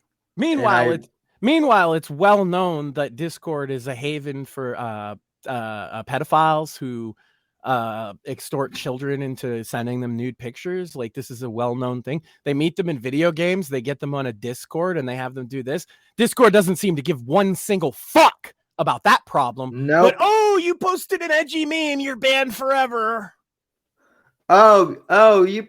You posted cooking videos in a Discord that you've been in for 2 years, and then all of a sudden this random post a Nazi meme, and even though the admins cleaned out, you're still going to get banned because even though that meme was deleted, it should have never been in there in the first place. So they all err on the side of perma banning, and that's my big problem. See, if Elon was actually not lying about I don't want to do perma bans anymore, because he's lying about that, by the way, because Dick just got perma banned on his main. So don't tell me you don't perma ban, Elon. I know you do. I've seen you do it to a couple people, or at least while you've been in charge. I've likewise. I'd be fine with it if it was like, okay, ban for a week, ban for even a month, right? But the perma bans. One of the guys who I mentioned that, Wolverine, as much as you and I have kind of been, he is a good guy, and he and I are in we're in kind of like we're in like a comic book roundtable discussion podcast. One of the guys in our group, Static 2002, he does like really good like video like intro graphics. He got permabanned for what he got permabanned off Twitter, kind of like I did with YouTube, where they didn't tell him what he got permabanned for. They just told him terms of service violations without actually telling him what those violations were. I didn't even get that with Facebook. My Facebook got flat just deleted. And I didn't get an email. I tried to log into it one day. This was years ago. And it was like, this account does not exist. And I was like, I know that it exists because I used it yesterday. And they not only deleted my account, but because your account is tied to everything you're tagged to, they removed all pictures that had me tagged in them, like my wife's pictures and stuff. They not remove my tag, mind you. They took down the pictures of me. They removed her relationship status from being married to being single. Right, because her husband doesn't exist, so she can't be married. Right? I got unpersoned by Facebook for going to the Straight Pride Parade in Boston. Oh. Because it was right after. See, what happened is a bunch of Antifa who were there tried to ban my Twitter because that was my primary social media, and I don't break the rules on Twitter, so it didn't work. So they were like, oh, well, let's go get his Facebook. And they did. More power to them. Who uses Facebook anymore, though? Old people? It's not like I was like, oh, no, please, not the Facebook. It was funny because they deleted me and there was no appeal process. There wasn't even a email like, hey, you violated our terms. It was just like, your account's gone, motherfucker. Okay. Yeah. What am I supposed to do about that? Be mad? Whatever. You take my Twitter. I'm going to be like aggravated, but not that mad. I'm not going to start a new one. Same as Facebook. I don't do that. I don't go where I'm not fucking welcome anymore. I'll be mad for like 2 days only because I've had the account since 2011. But like pro tip too, like I do have people's actual, like the people I talk to on a regular basis, like I actually have, in some cases, like their actual phone numbers, right? Some method of contact, yeah. Yeah. Like I don't rely on Twitter to communicate with people just because I know that, shit could go south. Yeah, well, there's people I talk to just on Twitter. Like I mentioned Zanny Berries, like I talk to him. There's a Dick and Denny, and that's why us getting flagged was so weird because we don't really fuck with anybody. Me, Dick, and Denny, there's not very many people that are like, oh, those guys, right? Denny especially, he just makes art. Yeah. Yeah, he really doesn't get into it with people. He's kind of upset at the moment. But that's rightly so. Like he just makes memes basically. Same with Dick. And me, I don't even really make memes. I just talk shit. But not at the people that were flagging us, which is the fucking weird part, right? Right. I don't know. Everybody, like, bro, if you flag on any website, if you're a flagger, like, what is a thing I can say that's not going to get me banned right now, Sam? Because I was going to say one thing, that they should do, to themselves. But I probably can't say that, so. In Minecraft, you mean? Just log off. How about that? Is that okay? Can I say log off? Yeah. I know how angry Max is. Like, some guy said that we should have the gold standard the other day. I got equally mad. Based. That is equivalent to getting false flagged, I think. Yeah. Yeah. No, well, it definitely feels that way to me. Well, no, it's not. Hold on, because I'll take the lesson that I learned from Mr. Vickers the other day. It doesn't matter to me. So if it matters to you, you're a child. Oh, no. Okay, well, I'm a child. Because that's what he said. Well, okay. Oh no. So to be fair, because I did have this conversation with a lot of women are pedophiles. Then shit. True.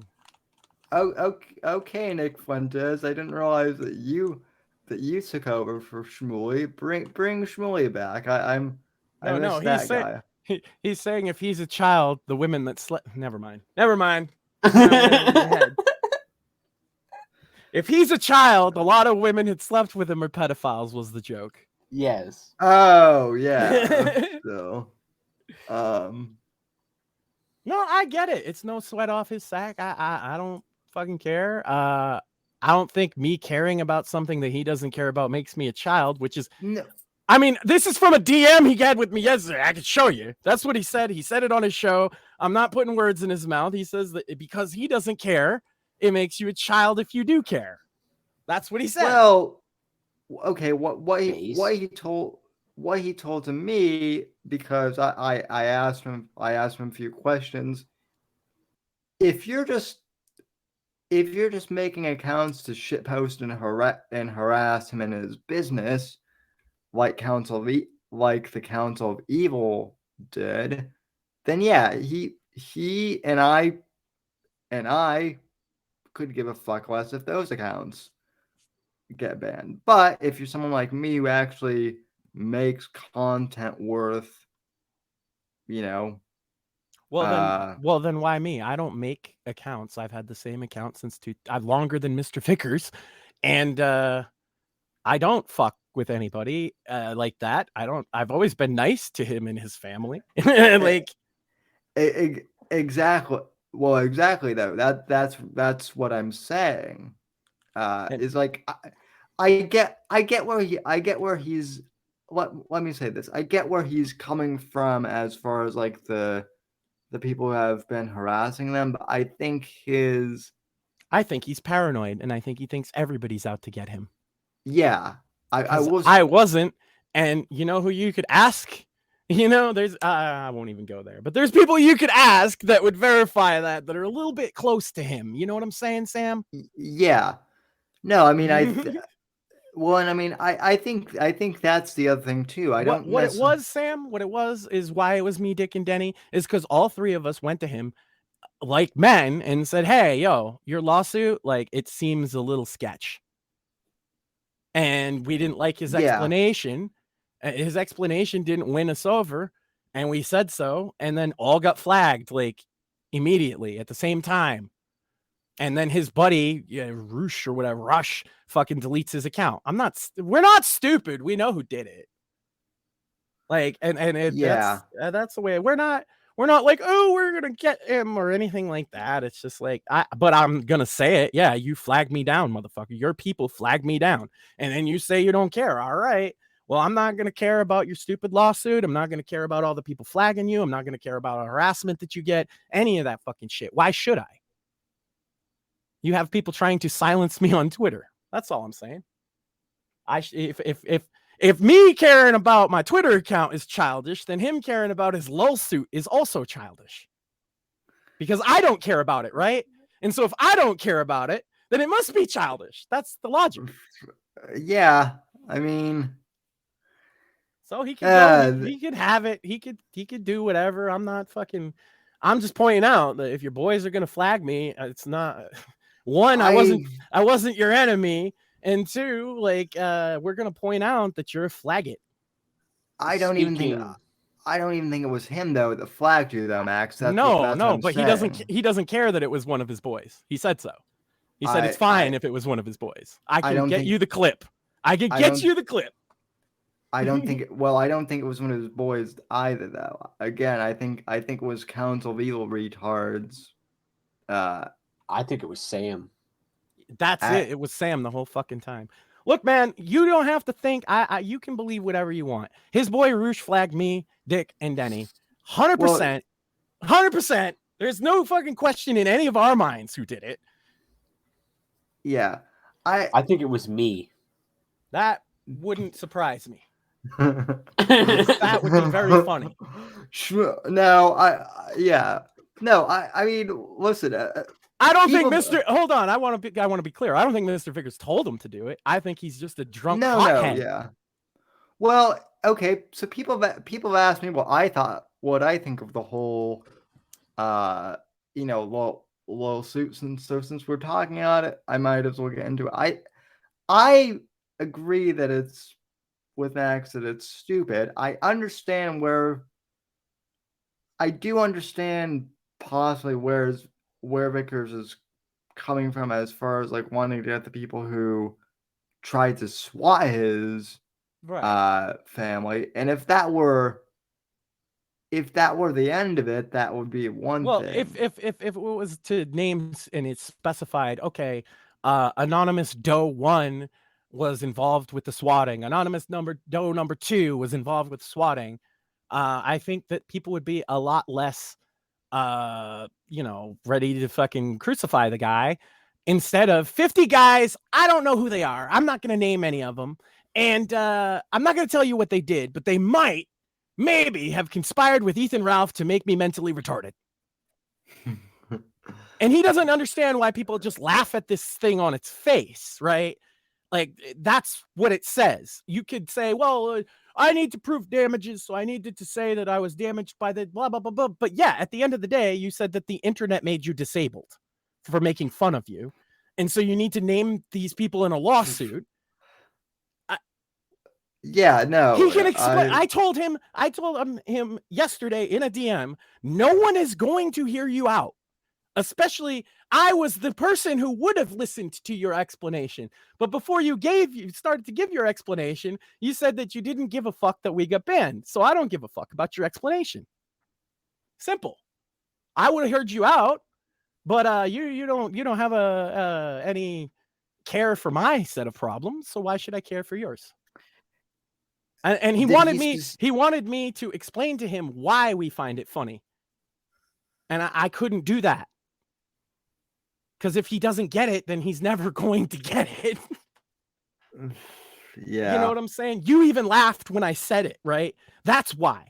You don't have to explain why it's silly. You don't have to explain why people find it ridiculous. It just is ridiculous.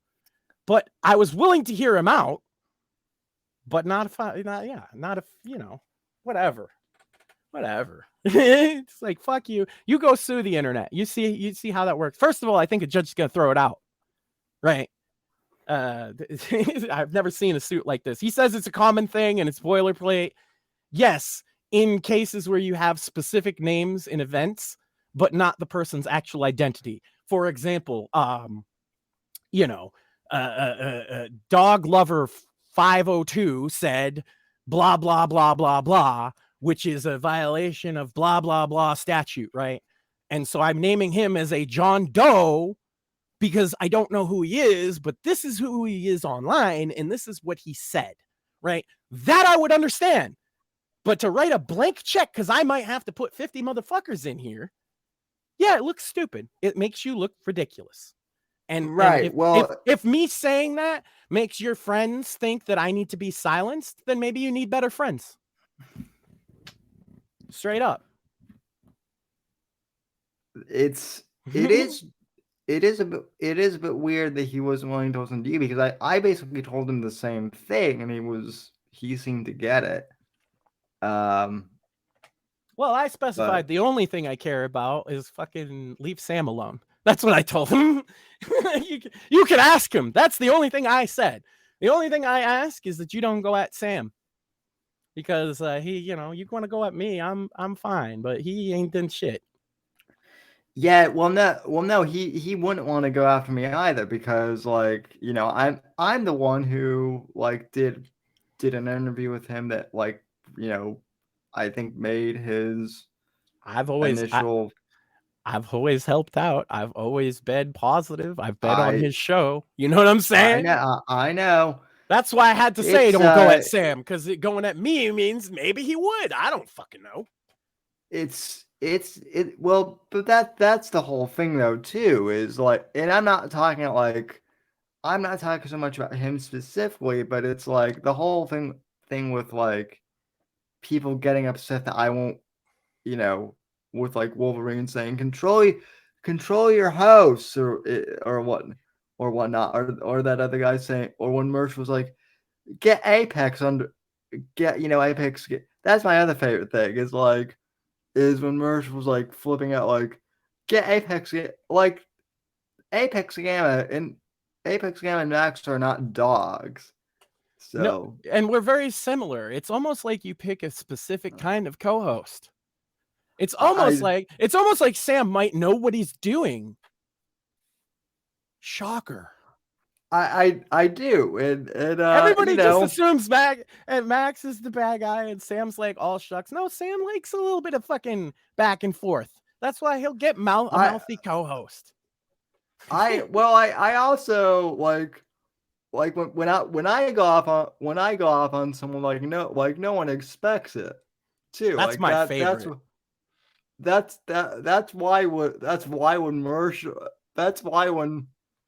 why when I pointed out that Merch couldn't understand an obvious prank, he flipped out on me and was like, you got no legs, or you're crippled, or it actually does warm my heart a bit to know that as far as his headspace goes, it goes Jesse, Jim, and then me. I don't know. I think you've been passed by porcelain at this point, but you're still right there. Okay, well, Well, yeah, I'm mostly like, he's mostly only scared Porcelain's gonna make a doc on him again. Well, a part 3 would probably be warranted at this point, even if it is like like 10 hours of merch documentary. I mean, the funniest thing now is like, I have like normal people, like even Morpheus was like, wow, that guy like smashed his like cat litter box up, huh? And it's like even the completely normal people are like not into the internet drama at all, are like, that's weird. So Well, that's what I'm saying. A lot of these fucking people in the sector or just locales in general don't realize how ridiculous what they're saying or doing looks to like normal non-internet people, let alone the internet people who are like, wow, what you're doing is fucking stupid. Normal people are like, Jesus. They have like a next level response to some of this stuff, right? Because they've never seen anything like that, because they don't look at retards on the internet every day, you know?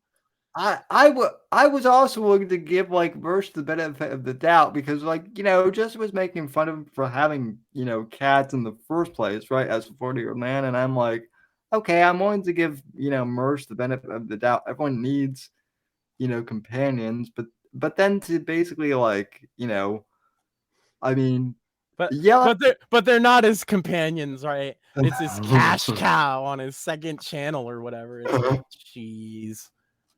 Yeah, that's the whole thing, right?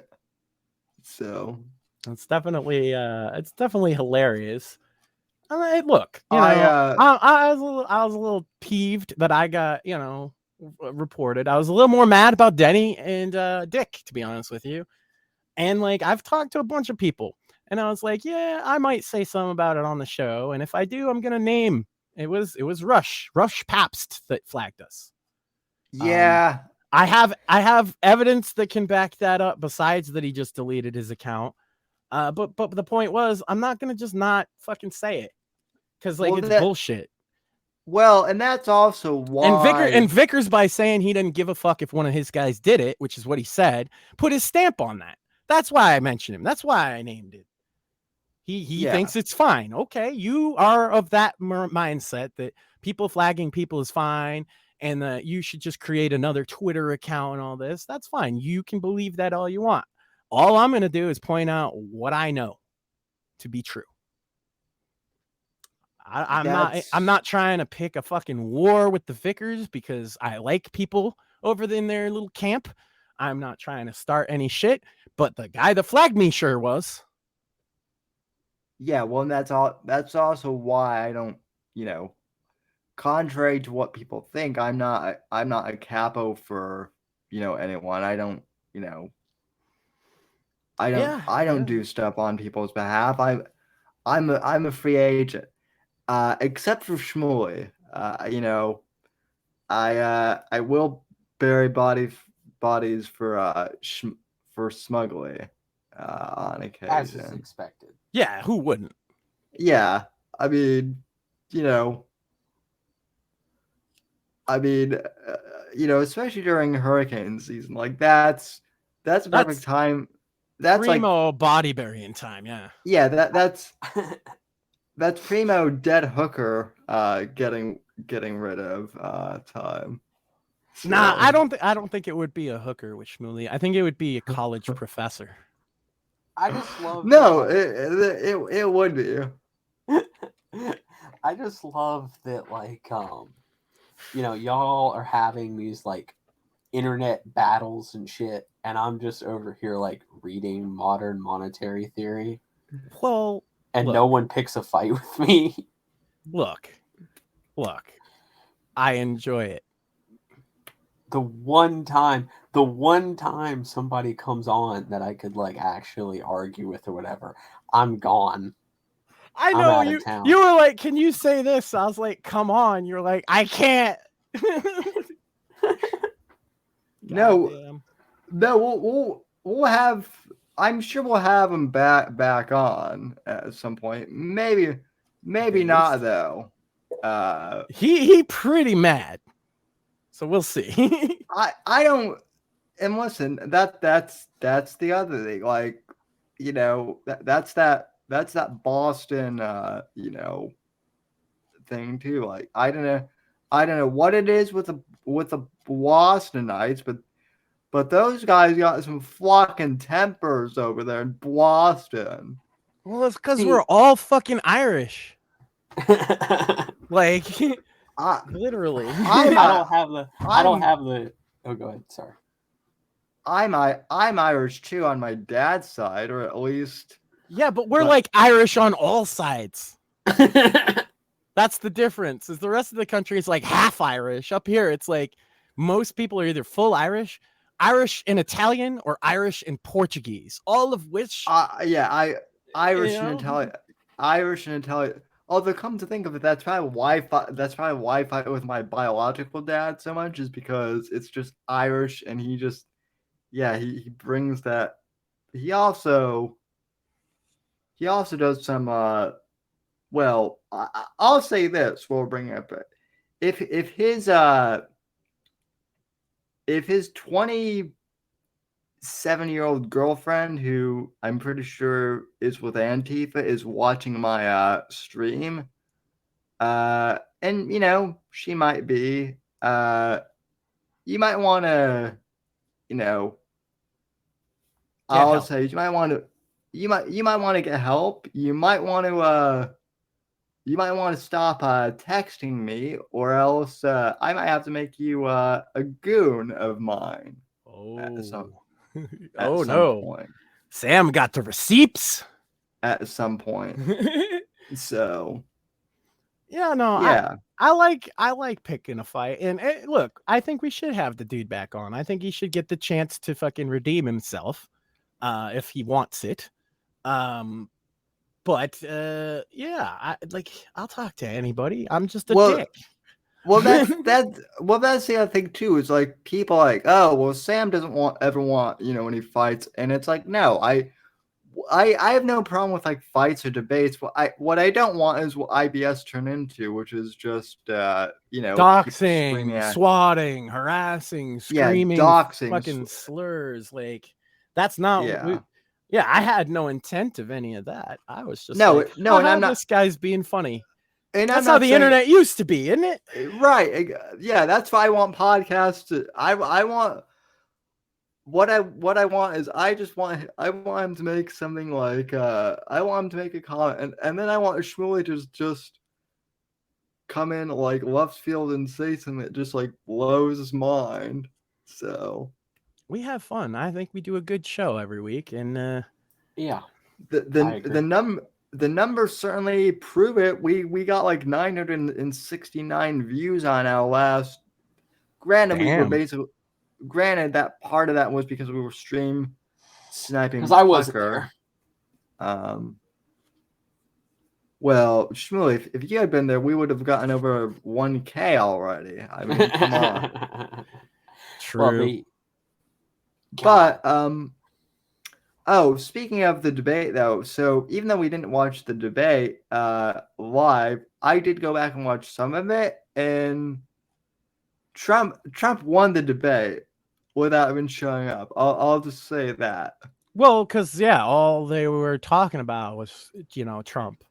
It's like he can't not exist in the room, you know. Of the contestants that were there, my take is basically that Vivek won. Nikki Haley had an incredible showing, way better than I thought. So the real loser is DeSantis. He really didn't have that many memorable moments. He didn't have everything centered around him. Vivek stole the show and had digs in to get attention on himself. Vivek did exactly what he had to do. Nikki Haley, I'll agree with you, came in and overperformed, which is exactly what she had to do. Although she could overperform to the fucking moon and she's still irrelevant to the race. But it just does, like you said, kind of further drive home the point that DeSantis didn't do shit. He was on the back foot all night, on the defensive and not really coherent. Which is, I mean, a huge problem, and I imagine a huge disappointment for his fans. Yeah. They don't seem to be disappointed though. They think he won massively. Sure. Yeah. That's the weird thing about DeSantis fans is like you'd think they'd be concerned about the same shit we are. In terms of like if you want this guy to do well, and they're like, no, everything's fine. Okay. Well, it's funny bringing that up because Bill Mitchell, who used to be a Trump guy, and who has now gone over to the DeSantis train, was also pulling a Mersh and saying my views have decreased on Twitter, and it's because I'm not a Trump guy, I'm a DeSantis guy. And it's like, no, it's because you're Bill Mitchell, and like everyone knows you're a fraud. But he's probably right, because the people that were watching him, a certain portion of them would be like, I've had enough of this. I'm a Trump person. Because he switched, right? So yeah. he's expecting his whole audience is just gonna fucking swallow that dick and go along with him. And I guarantee you, whatever number he's missing, we're just like, nah. There's a million like things I could be watching instead of Bill Mitchell. Yeah. Yeah, I mean, I will get with Shmuel, like all jokes aside, like I think Vivek, like from the get-go, was just like, he did do pretty well on that stage. It will be interesting to see though, like what Trump does. Like he definitely should show up at like at least one of the debates for sure. If he does, those two will go at each other directly, and everyone else will basically have the oxygen sucked out of the room. Yeah, he will. He will go to one of these debates, but they're already gonna cull some of these people by the next one, like Asa Hutchinson and shit. Oh yeah. Well, there were some people, and Mike Pence was one of them. I'm like, what are you even doing here? So, the only thing I like about Mike Pence being in the race is that the race Bannon memes have come back.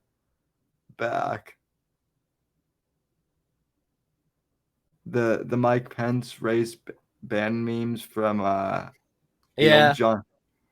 Johnny Quest show. So. It's great because those memes were big a couple years ago, and now there's a whole new context to them. It's great. Yeah. No, and as a Johnny Quest fan, I always love those people. I'm like, holy crap, he actually does look like Race Bannon. I always liked the conspiracy that he's a time traveler and he was sent back in time to like deal with Trump or whatever in a specific manner, and that's why he's all of the races mixed together. Based. If you look at him, he's not any ethnic group, he's all of them.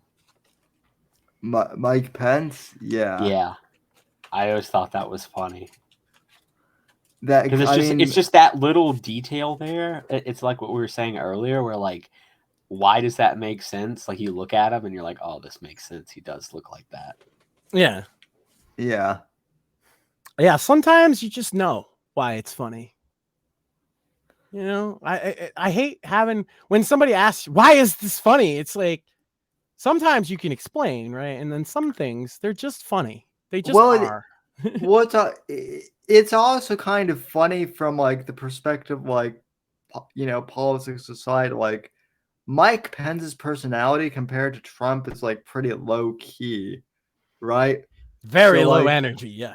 Yeah. Very low energy. So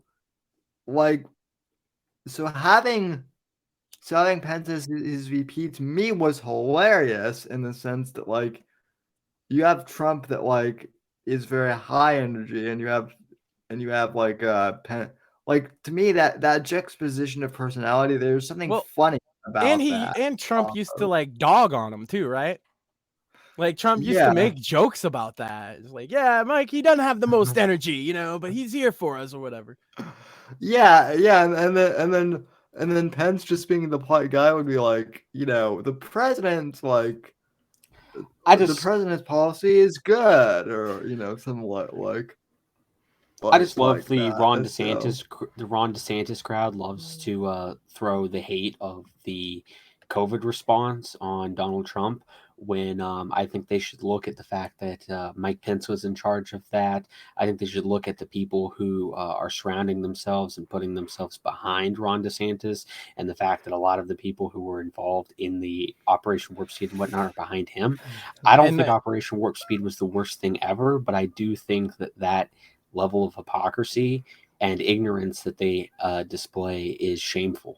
He pushed the vaccine as much as any governor, right? So for them to be like, like their whole thing is being like, I find most DeSantis people I talk to anyway, their whole thing is anti-vax. Well, then he's not your guy. You know what I mean? Just like if that's all that matters to you, then maybe Trump isn't your guy either. Well, and if anti-vax is your thing, Florida isn't your state either that you should be a whole, because a lot of people got vaccinated in this state. The majority of the U.S. population got it.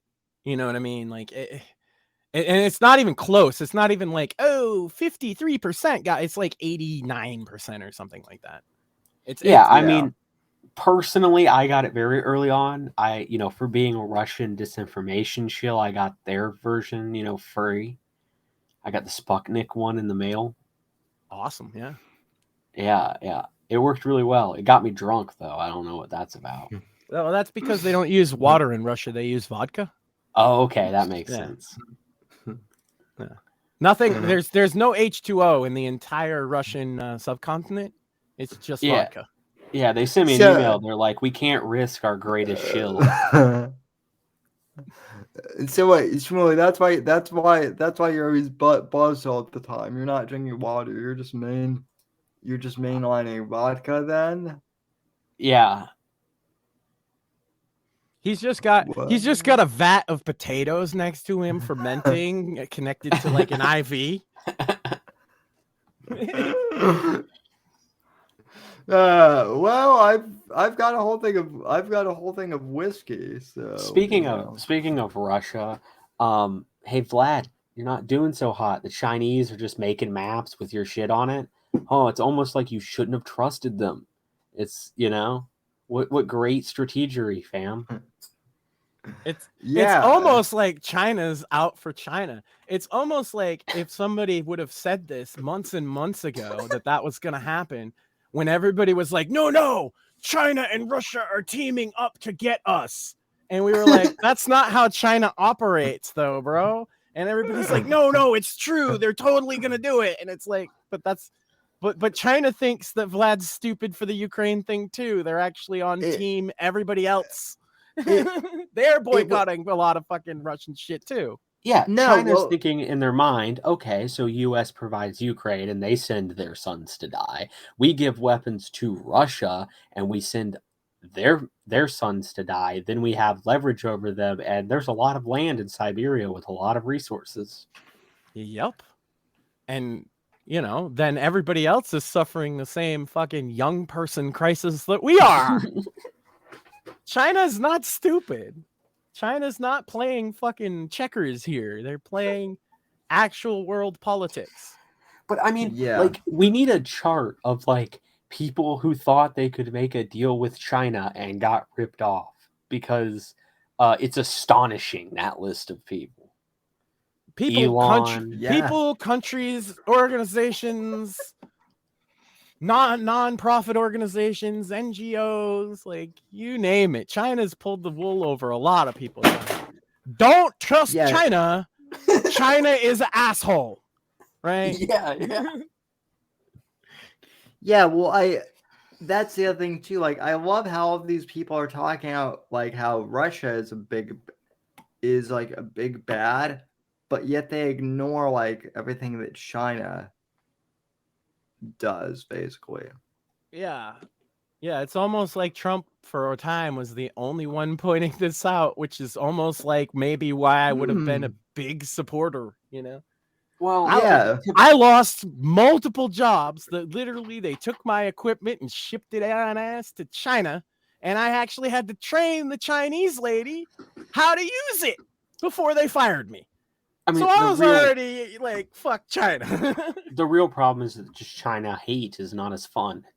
It's not it's not as sexy of a propaganda tool as You lied.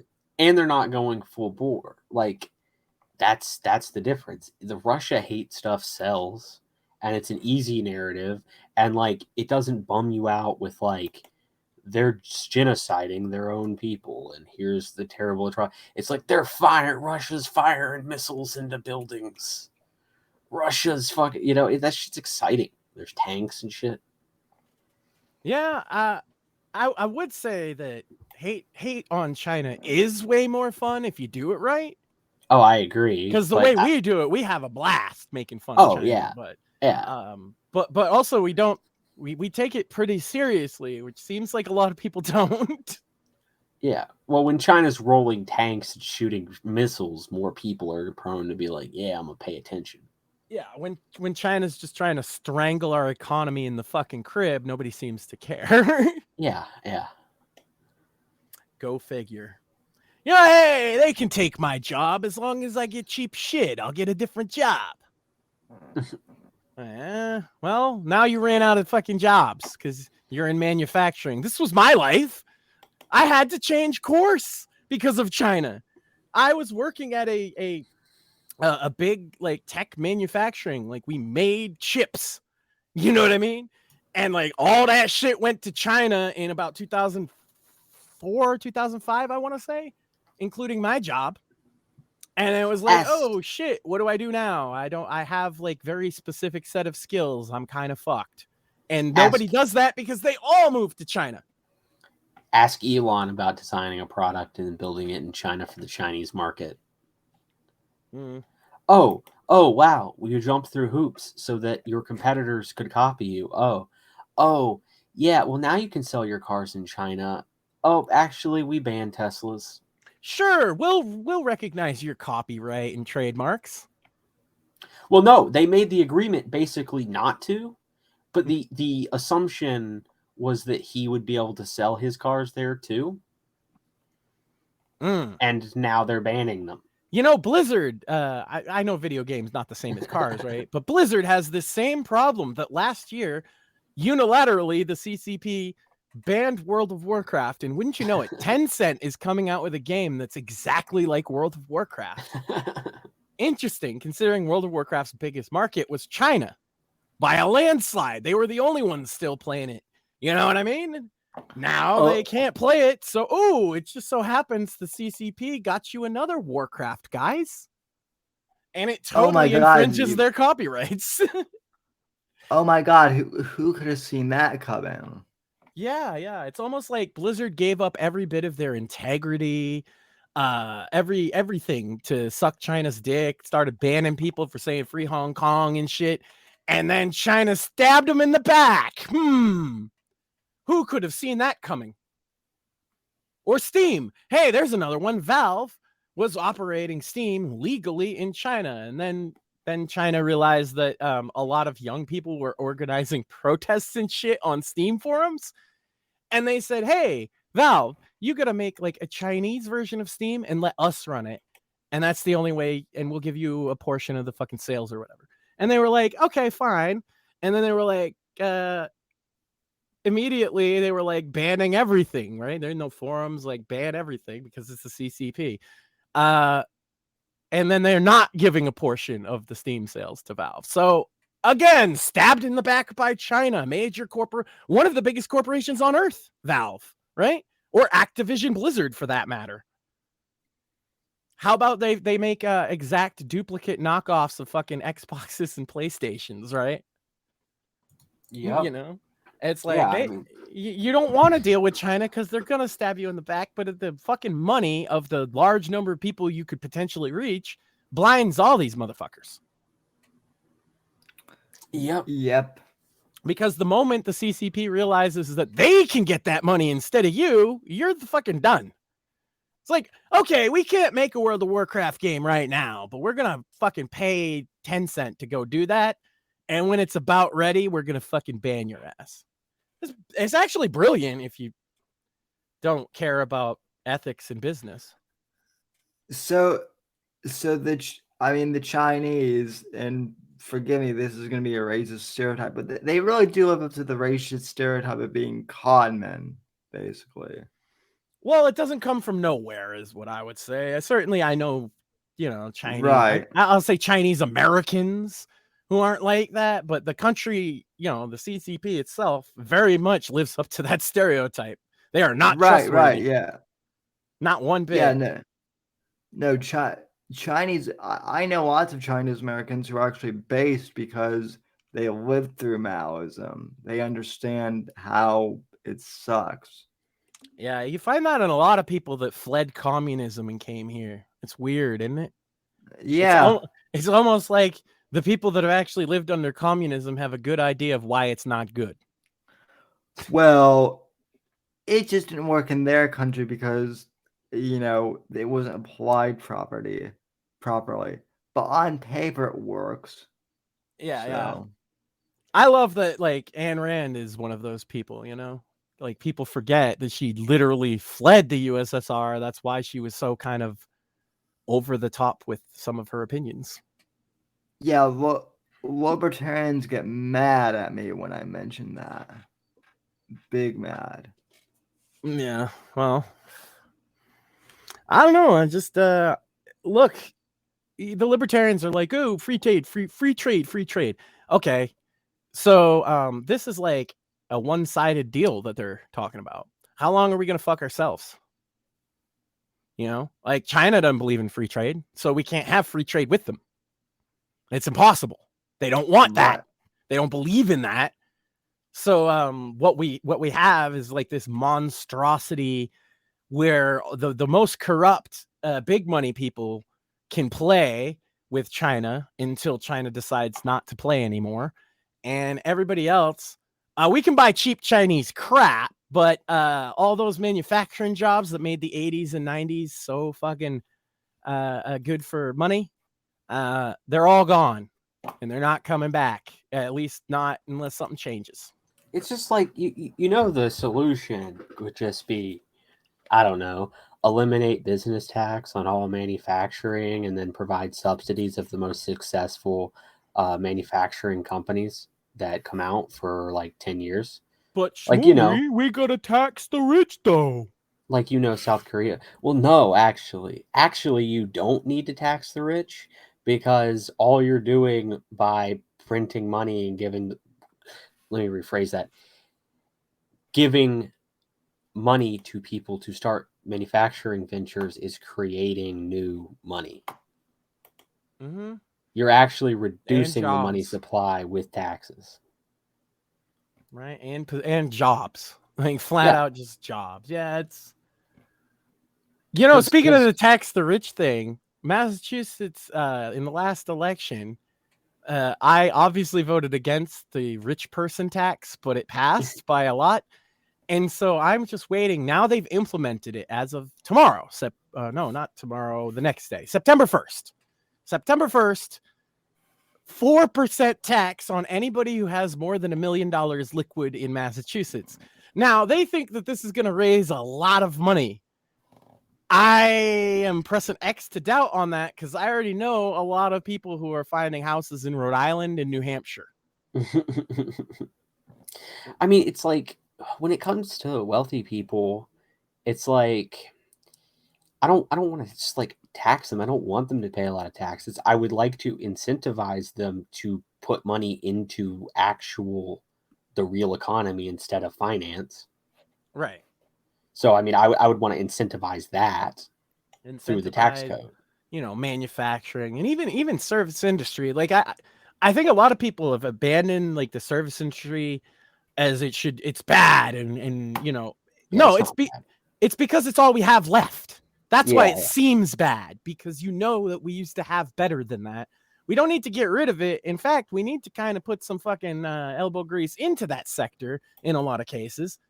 But we really need to push manufacturing, service jobs, and the problem is we went all in on computer programming, and you can do that anywhere remotely. And so India's just killing us on it. Yeah. Well, I mean, it just comes back to like you do need the tangible real economy. You can't have everybody being involved in fucking finance and that this somehow like wins. I mean, it's finance and real estate, right? That's all they fucking do, and that money doesn't circulate into the larger economy usually. Yeah, it's a problem. It's a real problem. But the 4% wealth tax ain't gonna fucking solve it. It's just like I said, if you live here and you work here, especially where I'm at, okay, I can walk to Rhode Island. Do you really think that these guys that live here, specifically that play professional sports, let's say, are gonna let that tax happen? No, they're buying houses in New Hampshire and fucking Rhode Island because they can just drive to work still and not get that fucking tax. And it's still the same culture in the same neighborhood, basically, for fuck's sake. The reforms I would have would be to basically abolish business taxes. Then you're going to simplify all the fucking codes. If you abolish business taxes, then the big corporations don't have an advantage because they can hire all of these accountants. You don't need to hire all of these accountants to run a fucking business, right? And then I would have a import tax on foreign goods. Yeah. Double on China. Yeah.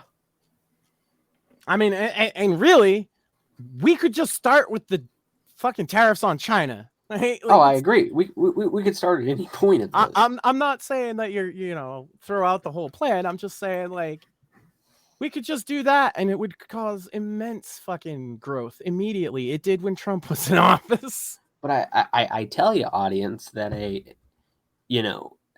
the gold standard fucking let's have no government debt people are just as much of an impediment to my ideas as the left. Well, it's nice to in your head create or understand how an alternative, system to what we have works. Like that's fun and all that. But when your only option then is, well, we have to implement my hypothetical system instead of what's actually there, it becomes very difficult for me to take that seriously, because we're not getting anywhere, right?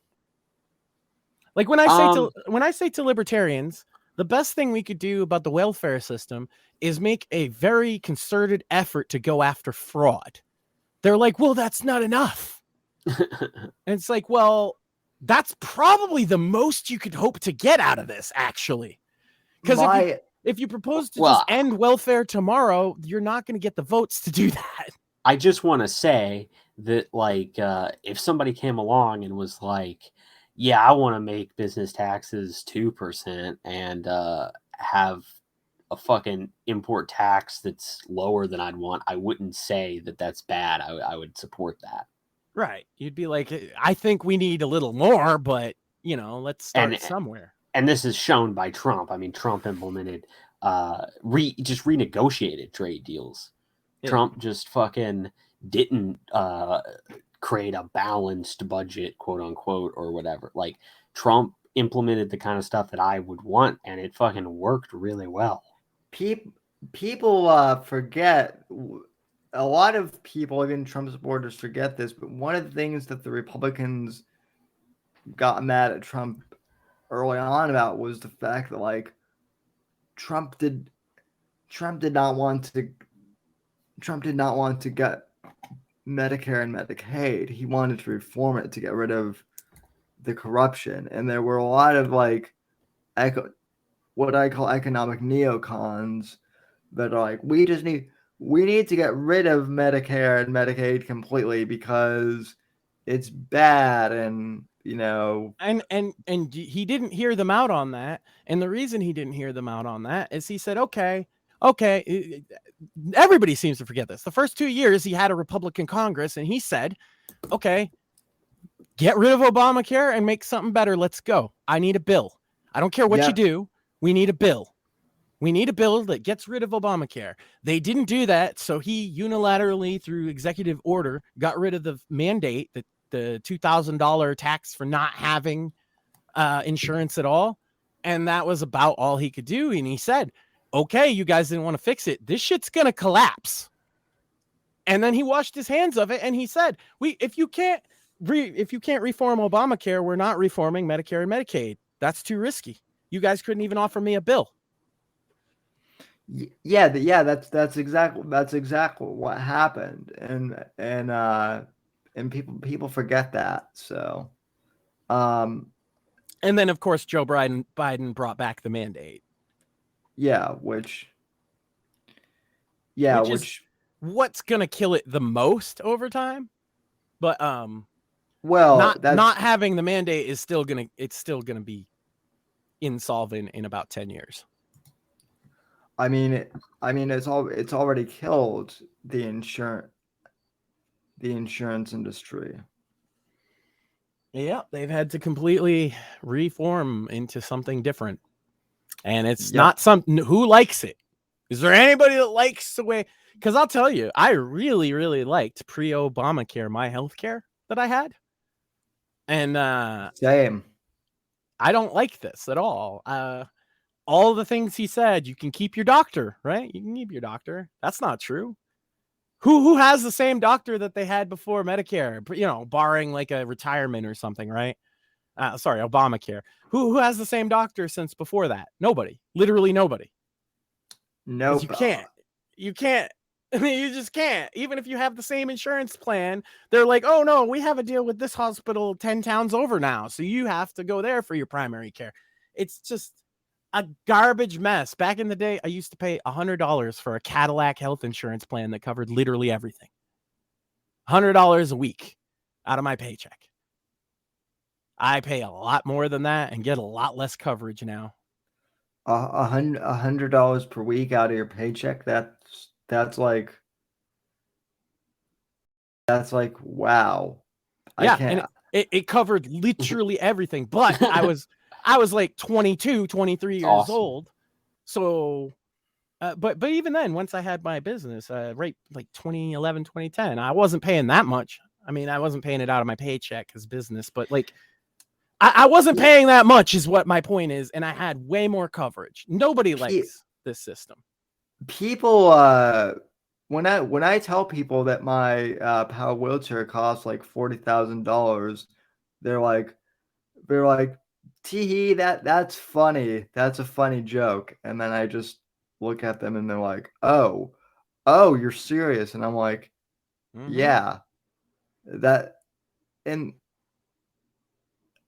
look, I mean, part of that is because of the mechanics and whatnot, but but nobody thinks about it too, because most of the time it's either partly or mostly covered by insurance. So most people don't think that. But if you find yourself in a situation where you're, for whatever reason, insurance doesn't cover it, you do have to pay the full price, and the full price is, 40 bills or whatever, right? Like it's insane, Which thankfully I didn't have to do for my power wheelchair, but this last time when I tried to get a manual chair, well, we've talked about that. I got denied by Medicaid because they had already paid for my power trip, even though that had been 5 years earlier, basically. And according to Medicaid, you're eligible for new durable medical every 2 to 3 years, unless you fall under these, circumstances. And basically what it comes down to is I'm too healthy despite being crippled for new. Yeah. Well, what was another thing Obama said? No death panels, right? What is that? But like, they're not deciding whether you live or die, but is that not the same thing as a death panel? They're deciding whether you can get the treatment. They have it. It exists. Are you entitled to it? Well, no, because you're too fucking healthy. Well, that's a death panel. That's a death panel. So when he said no death panels, he's fucking lying. Because if it was, instead of a $40,000 wheelchair or whatever, if it was cancer treatment, which people do get denied for cancer treatment all the fucking time in this country, then you're going to fucking die. That's a death panel. Obama promised no death panels. And most people don't even understand what death panel means. It means a group of people, bureaucrats, unelected, sitting somewhere deciding whether you can get the medical treatment that you need based on their bottom line. right? Yeah, that's a death panel. Yeah, and in most cases, they don't even need to really consult with. They don't even need to evaluate you directly or anything like that. Right. I mean, my mother had lung cancer last year. Fortunately, it was like stage 1, very minute, but it was still a concern. And yeah, just a concern, right? Yeah, no, that's like a life-changing moment for somebody. And you know, and her insurance would not cover the treatment that she wanted because it wasn't life-threatening. Yeah. Well, you know, by the time cancer gets to be life-threatening, it's usually you know, too late. Well, too late. Yeah. Usually it's well too late. Fortunately, she had a health savings account that she was able to pay for the stuff through, which, you know, thank God that existed. But if she hadn't had that, right. If she hadn't had that, a death panel had just made a decision. And that decision was that she doesn't get to live. Yeah, that's fucked. Yeah, if she hadn't had that, I wouldn't be, you know, if she hadn't had that, I'd be without a mom right now. So yeah, because some bureaucrat at the insurance company or Medicare or whoever, some bureaucrat, nobody knows who the fuck he is, and 5 other fucking bureaucrats sat down and said, she don't need it. She don't need it. Yeah. Well, for whatever their reasoning was, that was their conclusion. Yeah, well, even after my physical therapist and my doctor both wrote a convincing case, you know, for why I needed a new manual chair, the panel still went, he doesn't need it. So, despite being evaluated by not 1, not 2, but 3 professionals, he still doesn't need it. Great going, Joe. Very cool. Yeah. And that's why Trump was like, okay, offer me something different than this. And they refused to come up with anything. They couldn't even, like, it was repeal and replace, right? Was the original campaign slogan, repeal and replace Obamacare. He gave up on replace at some point. They couldn't even do a clean repeal. They all wanted their earmarks for their little butt. And I'm talking about Republicans now.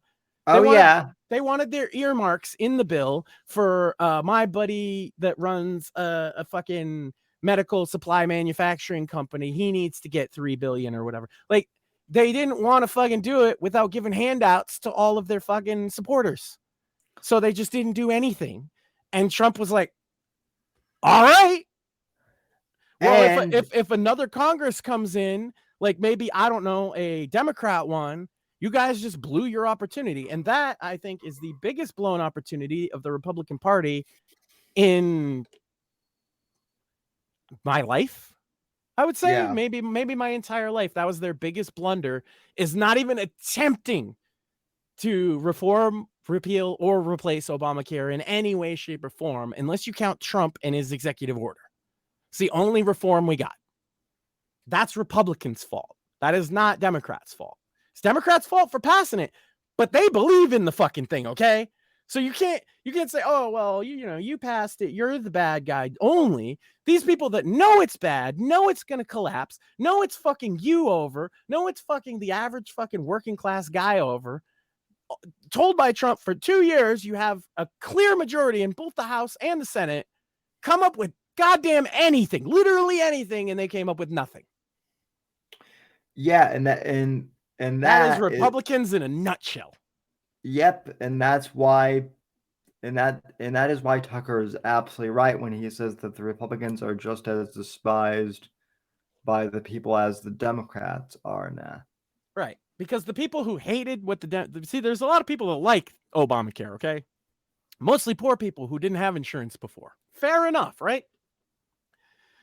But if the people that hate Obamacare, you're basically, you elected representative, or the one hope I have, maybe we could get something different, and you just, nah, we're not even going to try because it's what Trump wants. It was a never Trumper thing. Let's be real. The first 2 years of his presidency, if he had the Republicans even partially on board, he could have got everything in his agenda done. And he didn't. Yeah. He tried like hell. He got a lot of it. But he could have gotten the wall built in 2018, probably. It could have been completely finished. And that's what you don't fucking get, Ann Coulter. Yes, I'm calling you out. I was reading Ann Coulter's Substack today, and she was like, why is Trump just promising the same stuff that he was promising the last time?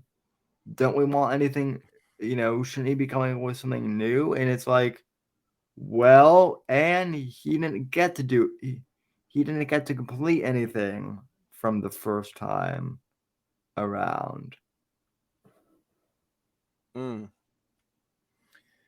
Yeah, it's wild, man. It's wild to watch these Republicans time and time again, these neocons and never Trumpers, just give us the shaft for years and years and years.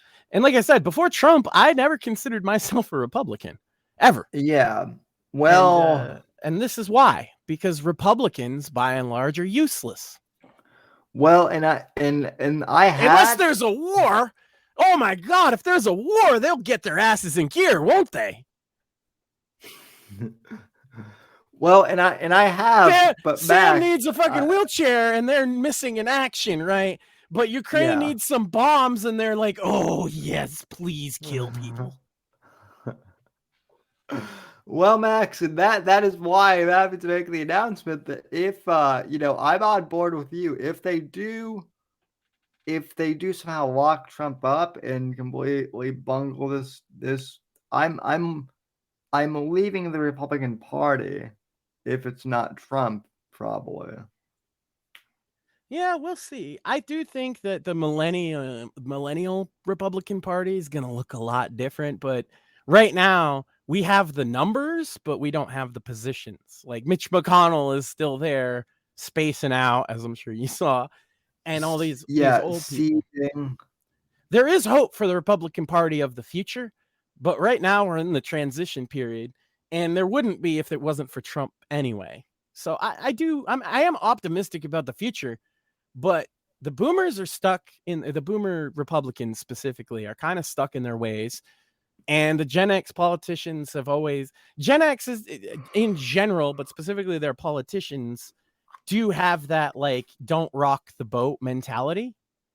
And so they just go along with what's going on. But that was Gen X kind of as a generation. Don't rock the boat or rock the boat in safe ways was very Gen X, right? Millennials, I mean, look, we've been through a lot. Again, it's like the oldest tier of millennial. You start with 9/11 and Columbine. You start with the wars. You start with the 2008 collapse. You go to fucking on and on. Like we've been through a lot as a generation, and a lot of it has impacted us mostly either economically or on a battlefield in another country. And that is going to create a mindset of, millennial conservatives that is distinctly different from both Gen X and boomers. Well, and I would even argue socially, like, millennial conservatives aren't necessarily like as socially conservative as perhaps the boomer conservatives were. But I will say this, like a lot of millennial conservatives are like, yeah, we didn't really care if anyone, was gay or straight, but now you want to force this shit on our kids. When it comes to gay, we were like the most tolerant, and it's really turned a corner. we were super tolerant of fucking gay people, just generally, until the last couple of years. And it's because they did the one thing that we asked them not to, which is, hey man, don't shove it in my face. Just, if you want to do that, alone. Yeah, don't shove it in my face and leave kids alone. Now they've they've done the opposite of those two things. Yeah. Well, and they're seeing the backlash of it, and they don't understand. And I don't expect them to ever really get where it's coming from. They're just gonna say you must just be a fucking Nazi or whatever. I love the fact that there was a Game Awards thing where they brought Dylan Mulvaney. She got like a. Oh yeah, she got He got Streamer of the Year. Yeah. Yeah, and then there's like a backlash, and they're like, well, that's just transphobic, and it's like, no, you're a fucking clown. That's why people are. Mm-hmm. That's why people are not taking you seriously. It's because you're a clown. You're the. Well, the further you push it, the worse the response that you're gonna get is. Because nobody cares. Nobody cares what your fake gender is, and it is fake. Everybody knows what gender you really are. Most people you run across, you instantly can categorize in your brain to he or she. There's a reason for that, right? That's yeah. We're wired this way. So before it would be like, okay, yeah, I'm gonna be really nice to this person and just walk away afterwards, and that's that. Now a lot of people are just like, hey, tranny, you grooming any kids? It's like, well, they brought this on themselves, and maybe not that particular person that's getting the shit. It brought it on themselves, but they can't look around and not realize why it's happening. And if they don't realize why it's happening, then they're never going to be able to. They're incapable of it.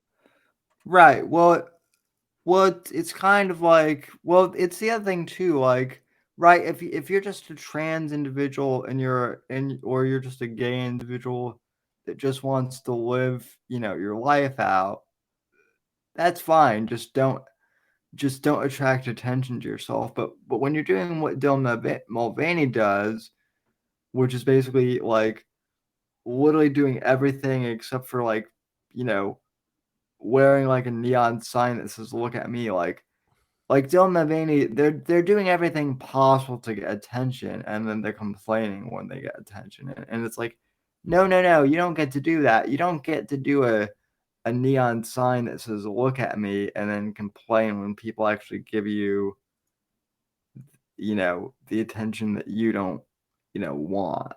So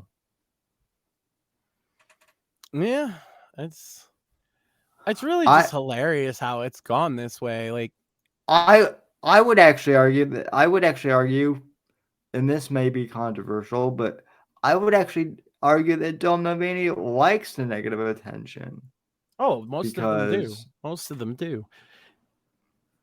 I mean, they claim they don't, but why would they be so outrageous if they didn't? That is the one thing that Milo is absolutely right about. So, but any other topics or? There was the based kid with the fucking Gadsden flag. Did you see that? Oh, that's right. What was the story with that exactly? I did. So, kid had backpack. He had a bunch of like kind of libertarian themed stuff. It wasn't even Trump stuff. On his backpack, Revolutionary War shit, that kind of imagery, and he had a Gadsden flag patch. And the principal, the previous day, had removed him from class and sent him home. Essentially suspended him for the patch, saying that it promotes slavery and is racist. And so he came back the next day with a Gadsden flag, and he recorded the meeting with the teachers, and he totally like owned them, And so now they put out a statement that he's allowed to wear it. Actually, don't sue us, basically. Wow, good on that kid then. Yeah. See that's why I can't get blackpilled, folks. I mean, I don't want to speak for Max, but that's why I can't get blackpilled, because I mean, the government is incompetent and they do shitty things, and healthcare sucks, and we might be in entangled in a foreign conflict that we don't need to be in. But I'm optimistic because, like Trump said in his interview with Tucker last week, the American people, deep down, they get it, right? They know what's going on. And knowing is half the battle. T.I. Joe. Yeah. No, kids are good, man. Like, here's the thing. The best determiner if a kid is going to be like a worthwhile person is their dad. That's just my experience in dealing with a lot of other guys with kids nowadays. Sure. Is if they don't have a dad present at all, usually they're worse behaved. Usually they're, whatever. There's a lot of things you could say about that. If dad's there and he's like a weak soy boy, same thing usually. But if dad is a masculine man of some variety or another, it doesn't even matter. Black man. I've met some, like this summer, I think I said it at the campground. I met this one black father. He's the best goddamn dad I've met ever. He's a Marine, right? So he raised his kids with fucking some Marine stuff. Like, all my kids line up, and they line up. You know what I'm saying? Yeah, if there's a good dad there who's not afraid to be a man, that rubs off on kids, even if not directly. And I think that's going to be a thing with Gen Alpha, because I know a lot of guys were still mad. The thing is, you're not allowed to be masculine like online, right? But go into real life, go to a big, local meetup, go to a bar on a Friday night. Like, the guys in my age bracket and a little younger all are like fucking the same they were 20 years ago. They're not pussies. They're not soy boys. Yeah, things don't change that much. And then when those types do show up, it's kind of like everyone just stares at them awkwardly. So. Yeah, they'll come in and try and make changes to the bar or something, and everybody's like, geez, get this fucking weirdo out of here. Who is this pussy? Who invited him? You know what I mean? Yeah. You might not say that out loud, but the moment he walks away, everybody's like, who the fuck was that guy? God, does he have a set of nuts at all? Like, yeah. I don't know. I meet a lot of masculine men in real life normally that are normal like me. And so when I run into these femboys and soy boys and all that shit, it's actually the outlier.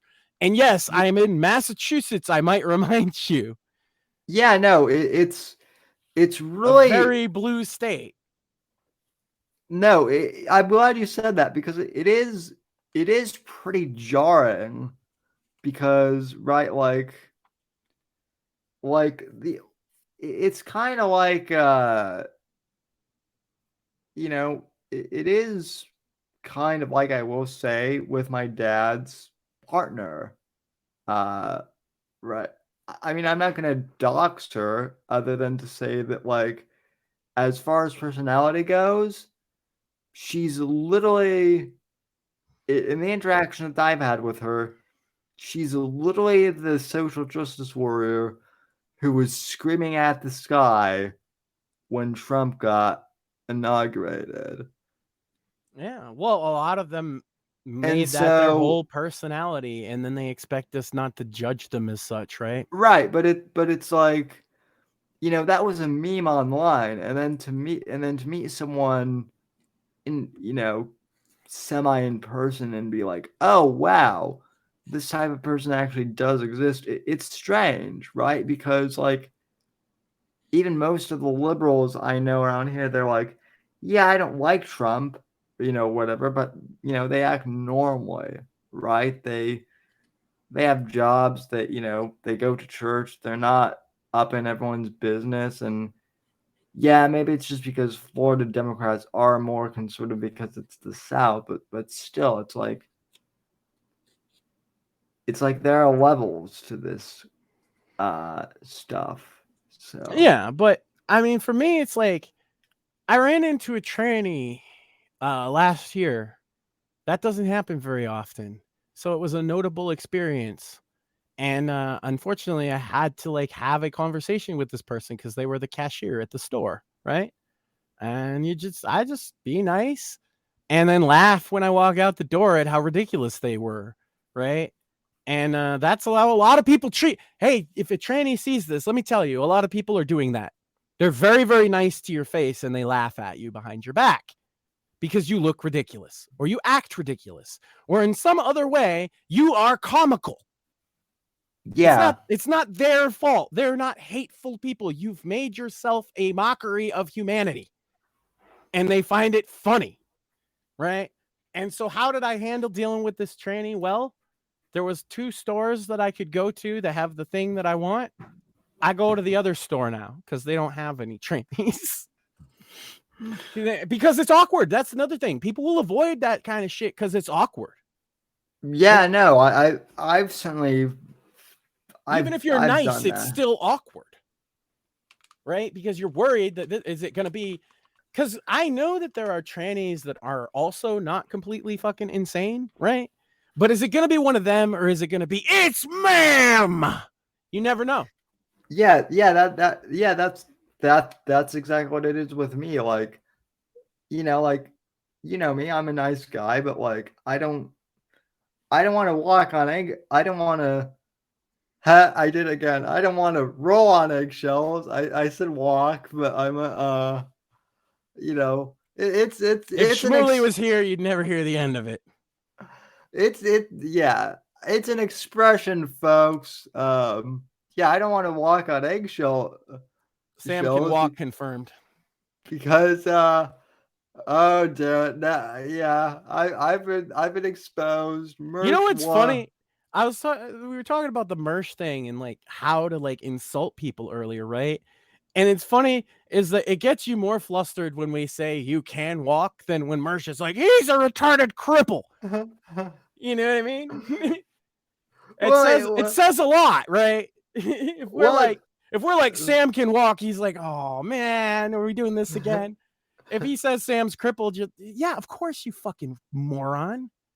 Well, also like I've heard all the cripple jokes before, so it's like it's kind of like yeah, Mersh, like I've heard everything you're saying. Like I heard when I was in middle school, like, but like Shmuley, like no, Sam actually can walk, like.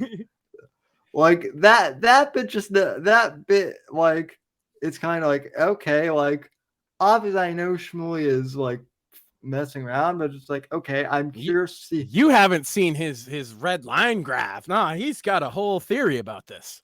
Well, no, I'm sure, which I'm see, like Shmuley is one of these people that like when he starts a bit, like I'm always curious to see like where it ends up, because like so is he. Yeah, no, that is the thing. It's like he can start somewhere, then we could end up somewhere else entirely. So I just love it because it's like, yeah, all the cripple jokes. You either have a comeback or it's like, oh man, I've heard this so many fucking times. But Sam's secretly been lying his whole life and can walk. You don't know how to respond to that because it's not something that happens. It's not come up all the time, right? Well, no, it's not only that, but there's gonna be some idiot out there that like actually believe. That's what I'm hoping for. I want I want that one fan that's like, Sam can walk and I know it. Like that would be amazing. I want that guy because like that would make the chat the funniest thing ever. If there's a guy in there that's just like, I know Sam can walk. Well, there is. Isn't there like MAGA News Network or whatever? Yeah. But he doesn't like Shmuley, so.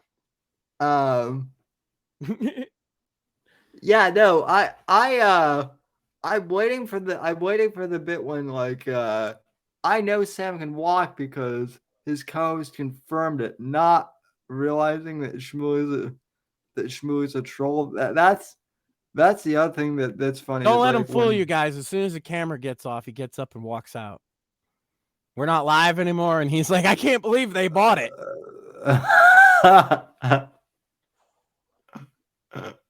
Happens every week. that's good. That's gonna be Mersh's next bit is that, like, Jim's faking cancer and I'm faking being in the wheel. Yeah. In Yeah, the Sam's wheelchair. faking being crippled. Sure. That would be a funny prank, if only because it would be that would be the most expensive proposition ever for a prank. Yeah, well, that $40,000 wheelchair for a prank is that's commitment. Yeah, well, not just that, but also like retrofitting the bathrooms in the house and like. Yeah, but the audience doesn't know you've actually done that, right? Well, now they do. But now there's suspicion raised. Well, see, that's why it's a better bit than Sam's a cripple, because he gets so awkward by it. He's like he knows it's funny, right? And he knows that everybody else will know why this is funny. But at the same time, he's like, I really don't want this to become like a huge thing with like random people being like stolen wheelchair valor or whatever. Yeah, well, no, that's because people are dumb and they'll unironically believe it. And thus is the basis of all of me and Shmuley's humor. Well, no, people will just believe you if you say some shit sometimes. So there was a period of time where Apex Gamma was like really busy with work and whatnot, so he had to take some time off from the show, right? And so I completely deadpan was just like, I've got some bad news, folks. Apex is dead. And like people bought it. So then when he came back, it was like, well, you're the first person to unironically like be resurrected from the dead. How does it feel? And then we just came up with like different ways to like kill him off each week. Basically. Shmuley and I built up a lot of these ideas just from like improv trolling people. And we've gotten a sense on how to read people really well in real time and come up with like what would cause chaos in this situation. This is like, besides like talking about politics, that's probably our favorite thing in the world to do. Is just like, and you get on somebody's show and you just make shit up. You just lie. You just say, oh, I don't know, whatever. Like whatever's going to get under their skin or whatever opinion is going to like just make people lose their mind. You just got to read the room and just throw in some things. That leads to ultimately MAGA News Network in our chat said in all caps, I know Sam can walk. So there you go. to which I would say proof. Oh shit, he's got you there. Better dig out those videos of him walking, running around, and then doing squats. And then think about this, MAGA News Network. I can just say it's not real. It's a deep fake, even if you. Oh my God, that's what we got to do. We got to have an AI generate a picture of Sam walking and just be like, proof. Yeah. I'm going to make it my profile picture. So. He always says he walked away. He walks out of things all the time, and he walks on eggshells. Like, yeah. Well, only we would pick up on shit like that and make it a thing, though. To be honest. Well, that's why you being a music guy, I'm sure you know of the whole Paula's the whole Paul McCartney is dead thing, right? There like the thing that's amazing about that is that like Paul McCartney has said that whole thing was a marketing prank. But there are people who still to this day think that Paul McCartney is actually dead and that the guy who like well, there's a modern version of the theory now too, is that all the rappers are actually genetically made clones of the original rappers because they wouldn't do what the Illuminati said or whatever. A lot of people believe this, specifically Eminem. They think Eminem was replaced, I think, in 2009 is what they say. And the real Marshall Mathers is dead. Because he did. He got very, very political all at once. So the obvious thing that happened is he must be a clone now. And it can't be that he was always a pussy bitch and you just didn't notice it. And that Trump broke his brain. Yeah, like many others. Yeah. No, it was before that though. He started going woke probably like 2012. Getting a little more and more like that, but he wasn't putting out a lot of music at the time, so nobody really noticed. I did, because I've always hated that motherfucker, because I've always said he's a pussy bitch, he's fake, and he doesn't believe in what you fucking think he does. And sure enough, now people finally starting to listen. I was a moderator on feminem.com in like 2000, which was an anti-Eminem website. With DJ Jake ran it. It changed to Thunderground when we stopped talking about Eminem. That's fun. That's awesome. I honestly I liked 8 Mile as like an album, but after that I can't name a good song. That I just never liked his whiny ass voice. As a guy that's like, I don't know, not a pussy. Like I just didn't like listening to the whiny guy. You know, I don't know. People like him. I'm not gonna say he's not talented at rap. Right? That would be a stupid thing to say. But like when you don't like a rapper's voice, there's nothing else for you, right? that's kind of tough. And then also, like, I was like an underground hip hop guy, and everybody was like, "Have you heard about this new Eminem guy?" And I'm like, "Yeah, I don't really like him." And they're like, "Oh, you don't like him? What? He's so good." And it's just, it's not my thing, brother. And it got so bad. That's why I got so anti Eminem, is because everybody was telling me how great he was. I bought an Eminem Sucks t-shirt at, Jamie Madrox from Twisted bought it for me at a show in Boston. And I wore that shirt to the premiere of Jackass the movie, right? But Jackass the movie came out on the same night as 8 Mile. So I wore my Eminem shirt, that's right. And I got in a fight because 3 Eminem fans were really fucking mad about that shirt. And they didn't win the fight. Yeah. They didn't win the fight. And they got arrested. So not a good night to be triggered by a t-shirt. Yeah, no. I mean, Eminem, like, even if you used to like him, he was one of those people that like started to buy his own bullshit. Yeah, if you like him, he probably doesn't like you. He just doesn't know who you are, but if he did, he wouldn't. That's right. Generally true. You know. And hey, you know, that's true of a lot of artists. He's not alone in that. But there is the theory that him and a bunch of others got replaced by clones. God, who else? Jay-Z's one of them. You know, there's just like rappers that they're like, yeah, it's definitely a clone now. I don't know. I think Eminem got a lot of money and a lot of people kissing his ass, telling him he's great. And he believes it, like you said. That's all. I don't think it's a clone.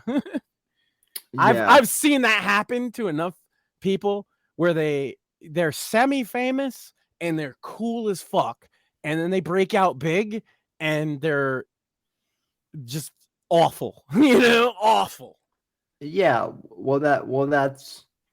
and again, going back to Mersh, like, he used to be Mr. Anti-Law. You know, he used to make. You know, he and Rice, when they began the show, they were making fun of, you know, locals and flaggers, and then they became them. Happens more than you would like it to, I think. after a modicum of, you know, fame. Mm-hmm. It just takes a little. Whatever they think is a lot. But it might not actually be that much. See, I got into the music industry in a place that I wasn't ever going to be that.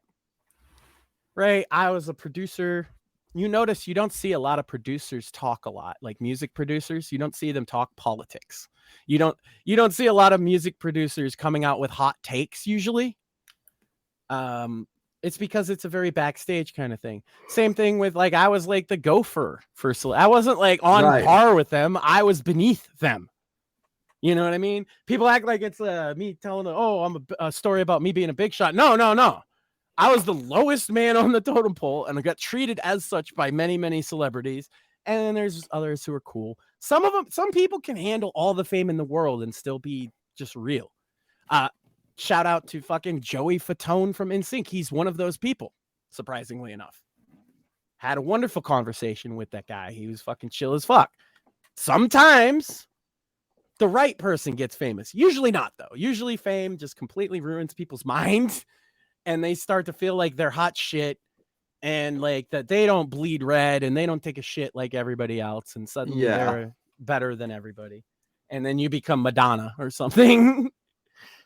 Yeah, no, and I mean, I've been around enough of those people to be like, yeah, this e-fame thing is stupid. That's another thing I like is when Mersha's insults me was, you'll never be famous on the internet like me. You'll always be in my shadow. And it's like, well, of course I'll always be in your shadow because you're a fat fuck, and like, yeah, literally your shadow dwarfs me. But B, like, okay, maybe I don't want to be, you know, like, I've seen what fame did to you. Maybe I just like sharing my opinions, and if people like them, that's fine. Like, not everybody does a show because they want to make it a career either. And that's not to say, oh, well, if we took off, we couldn't do that. Just that, like, that's not the goal here. It's just, it would be a nice byproduct of what we're doing. I mean, if it's your only reason for doing it, then you're more prone to just thinking you deserve it, I guess. I mean, my whole thing is this: because like people have said, oh, well, you know, you're just doing this because you want internet fame, and it's like, no, if I had wanted that, I would have latched on to, you know, whatever trend was out there. So, you know, I probably wouldn't even be doing politics. I'd be doing tech reviews or something like that. You know? Yeah. I mean, my gaming channel has certainly done far better than any political content I've ever done. I haven't made a gaming video in like a year and a half or something. It's just because I don't care how many views they get. I just make what I like. I think that's a lot of people's problem. Yeah. Somebody, what is this? 5 Shots Going on 6 said Biden's terrible economy must not be so bad if Trumpers have so much money to spend on flags and stickers. No. First of all, I've had these before Biden was president. Second, so these have been up for a long time. Second of all, yeah, the economy sucks. It actually does suck. So yeah, 5 Shots Going on 6 also says, oh, you're a reactionary. Sure. Yeah. I'm not. Yeah, sure. I'm a reactionary to far leftist politics. Yes. Mm-hmm. Is that a problem? I'm also a counter-revolutionary, though, because the left is the revolution, right? So whatever. Use any words you want for me. I don't fucking care. Yeah, the economy sucks. You want to go around telling people it doesn't suck because we can afford $5 flags? Do that. Go around and tell everybody that, motherfucker. I'm sure the people in your daily life will be like, wow, they can afford $5 flags? Holy shit, they must be rich. Jesus. And I mean, and if he's talking that at me, how am I a reactionary? Basically, is because for the same reason that I am, right? Because you're a reactionary against far left communistic takeover of this country. They call that being a reactionary. You're reacting, so you're a reactionary. I agree. I am a reactionary. Yeah. Yep. I'm a Trump supporter. I must be. Trump didn't just manifest in the ether, motherfucker. He is a reaction. He's a reaction to the bullshit that's been going on from both parties and both sides for a very long time. Yeah, you might not like the reaction, but that's what it is. Yeah, I mean, I started off. I mean, I'm a reactionary in the sense that, like, I started off not liking, Trump, but I was at least curious as to why others liked him, and then those people said I can ask questions, so I reacted, and I became a big time Trump supporter. So yeah, I reacted in that way. Yeah, go tell everybody how great the fucking Biden economy is right now because we can afford $5 flags, and see how many people are like, oh, yes, you are absolutely right, versus how many people are like, what are you talking about? I have a hard time affording things that I afforded like 2 weeks ago. Certainly 2 years ago. Yeah. Whatever. I mean, if you think this economy is good, more power to you, I guess. You must have a decent job. Certainly people that make over a certain median income don't feel it as much as others do. I'm not sure. I don't consider myself to be one of those lucky people either. When food prices goes up, it gets expensive. Clothing, expensive. This was back to school week, motherfucker. You know how much I had to spend? About double what I spent last year and about triple what I spent the year before that. And about 4 times what I spent the year before that.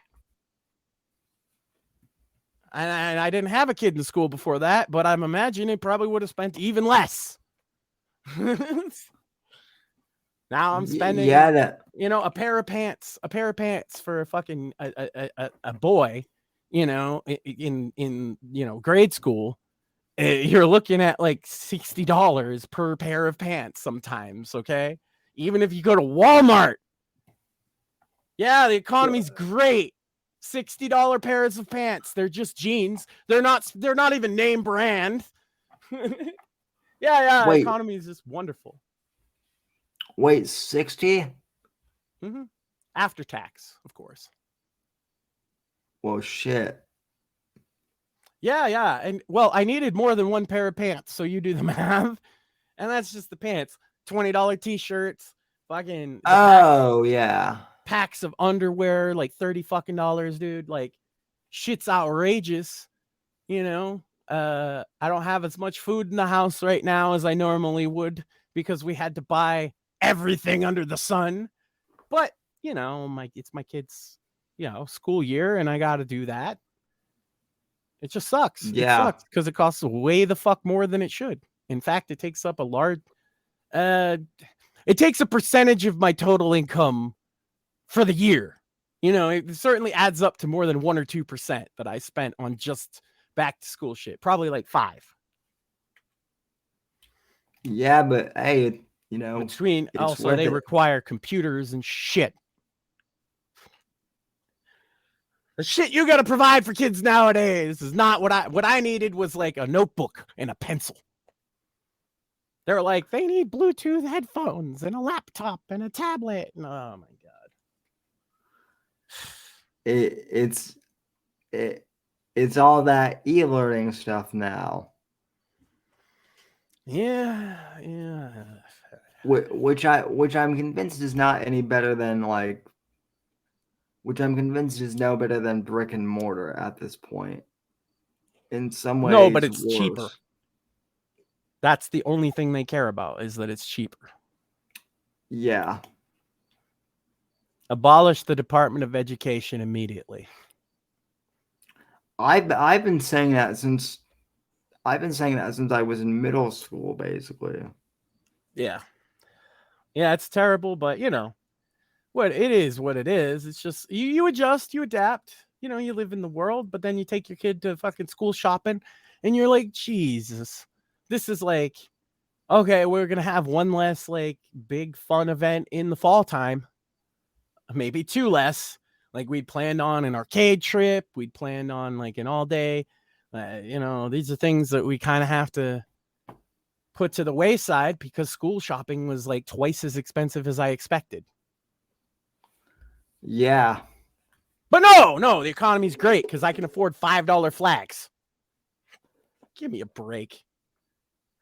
No, the economy's great because Biden says it is.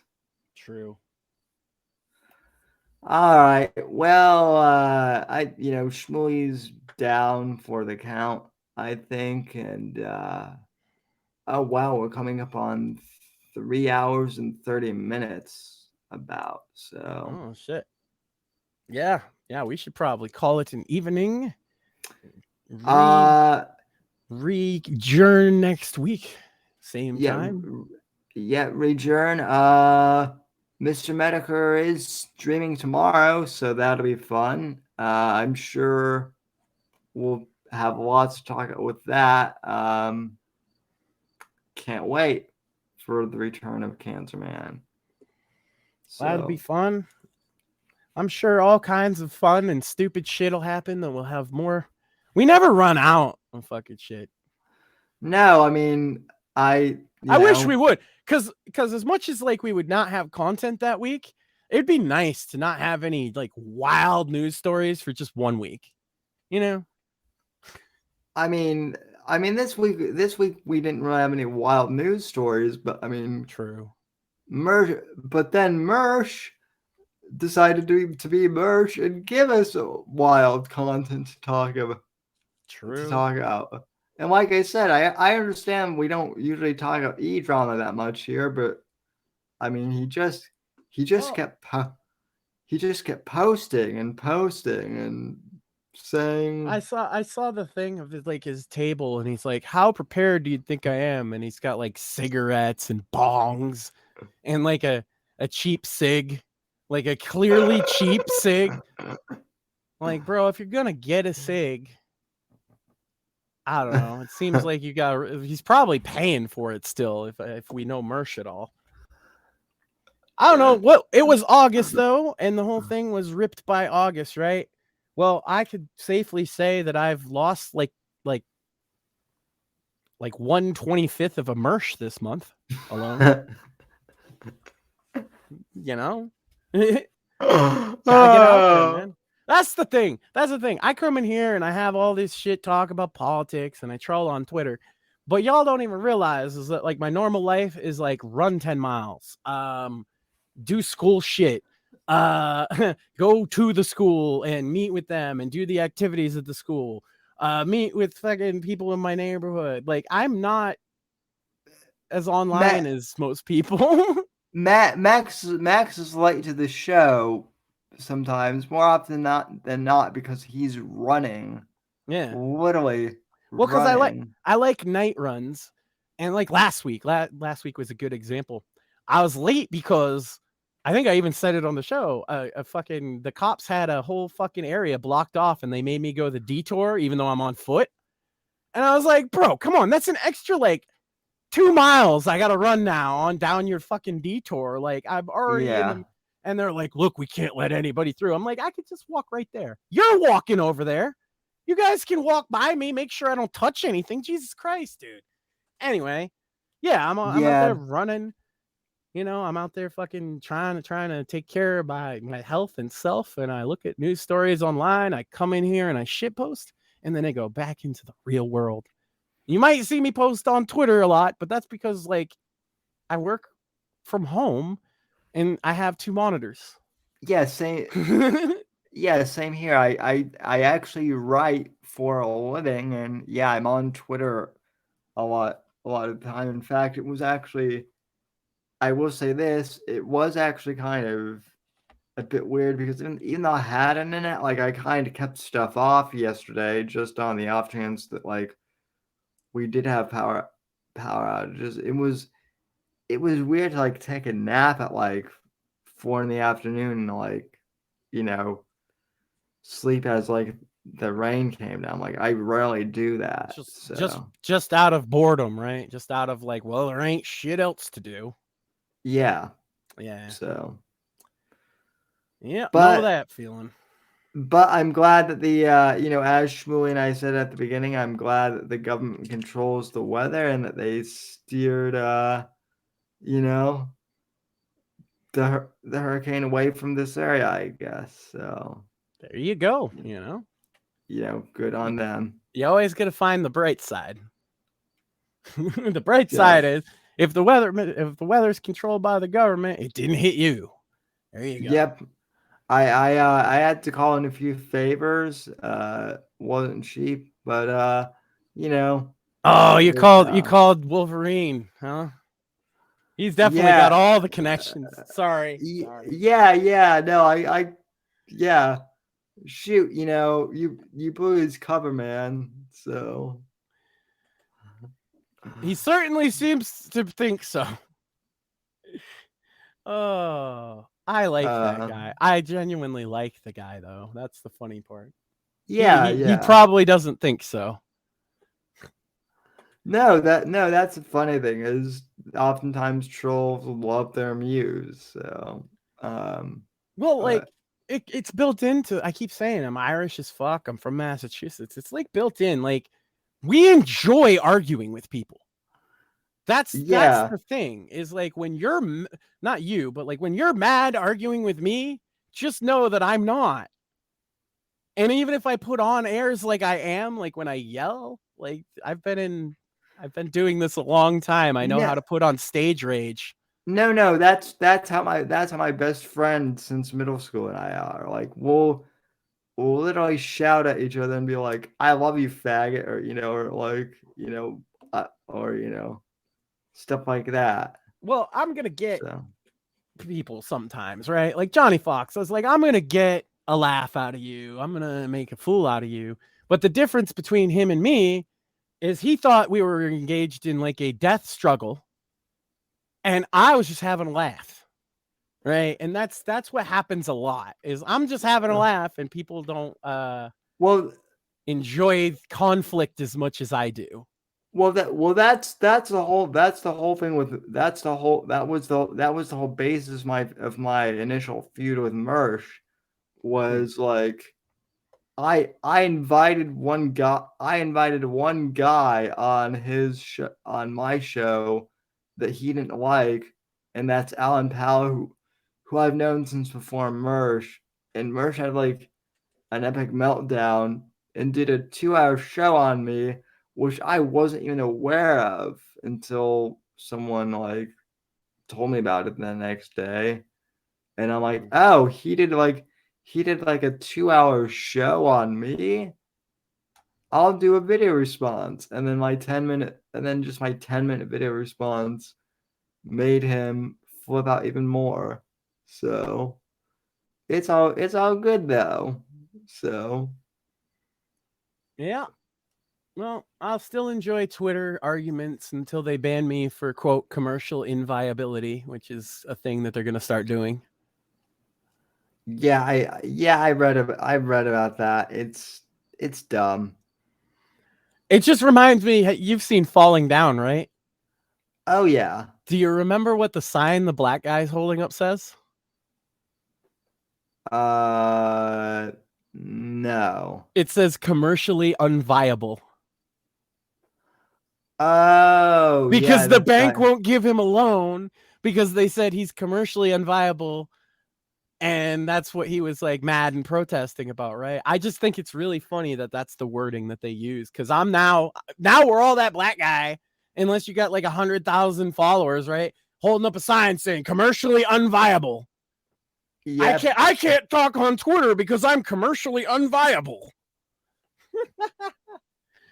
Oh, Elon. Oh my God. Elon, you turned Twitter into YouTube basically. So no, to be fair, YouTube doesn't just ban you for not getting a lot of views. That's what he's saying.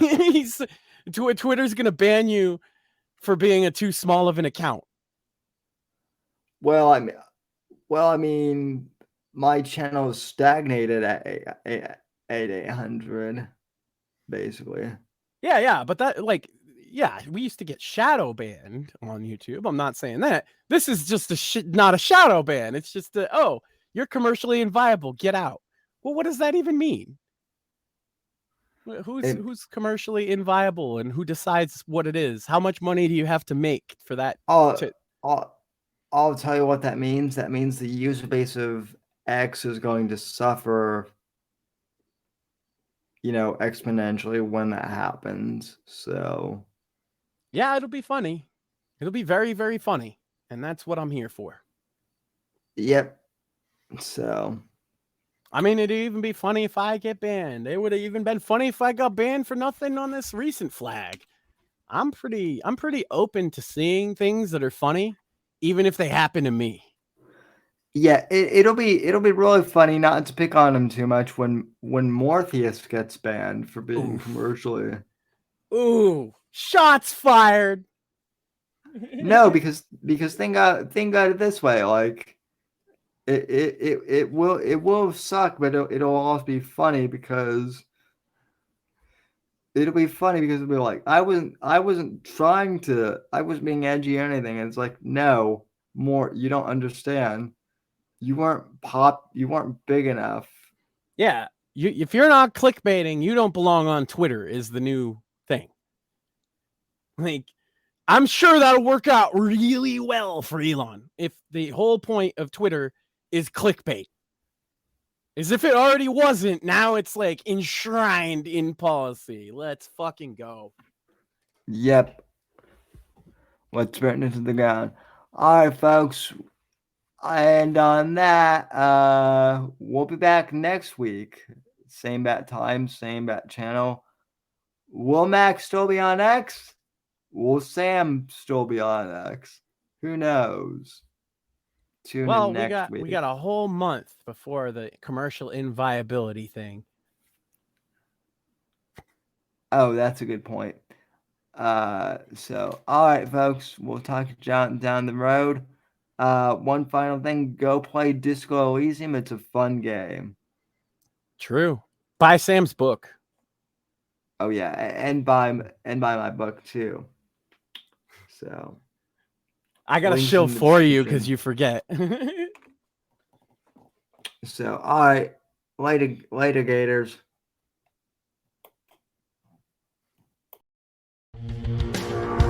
Thanks for listening to The Whitfield Report on the NGC Network.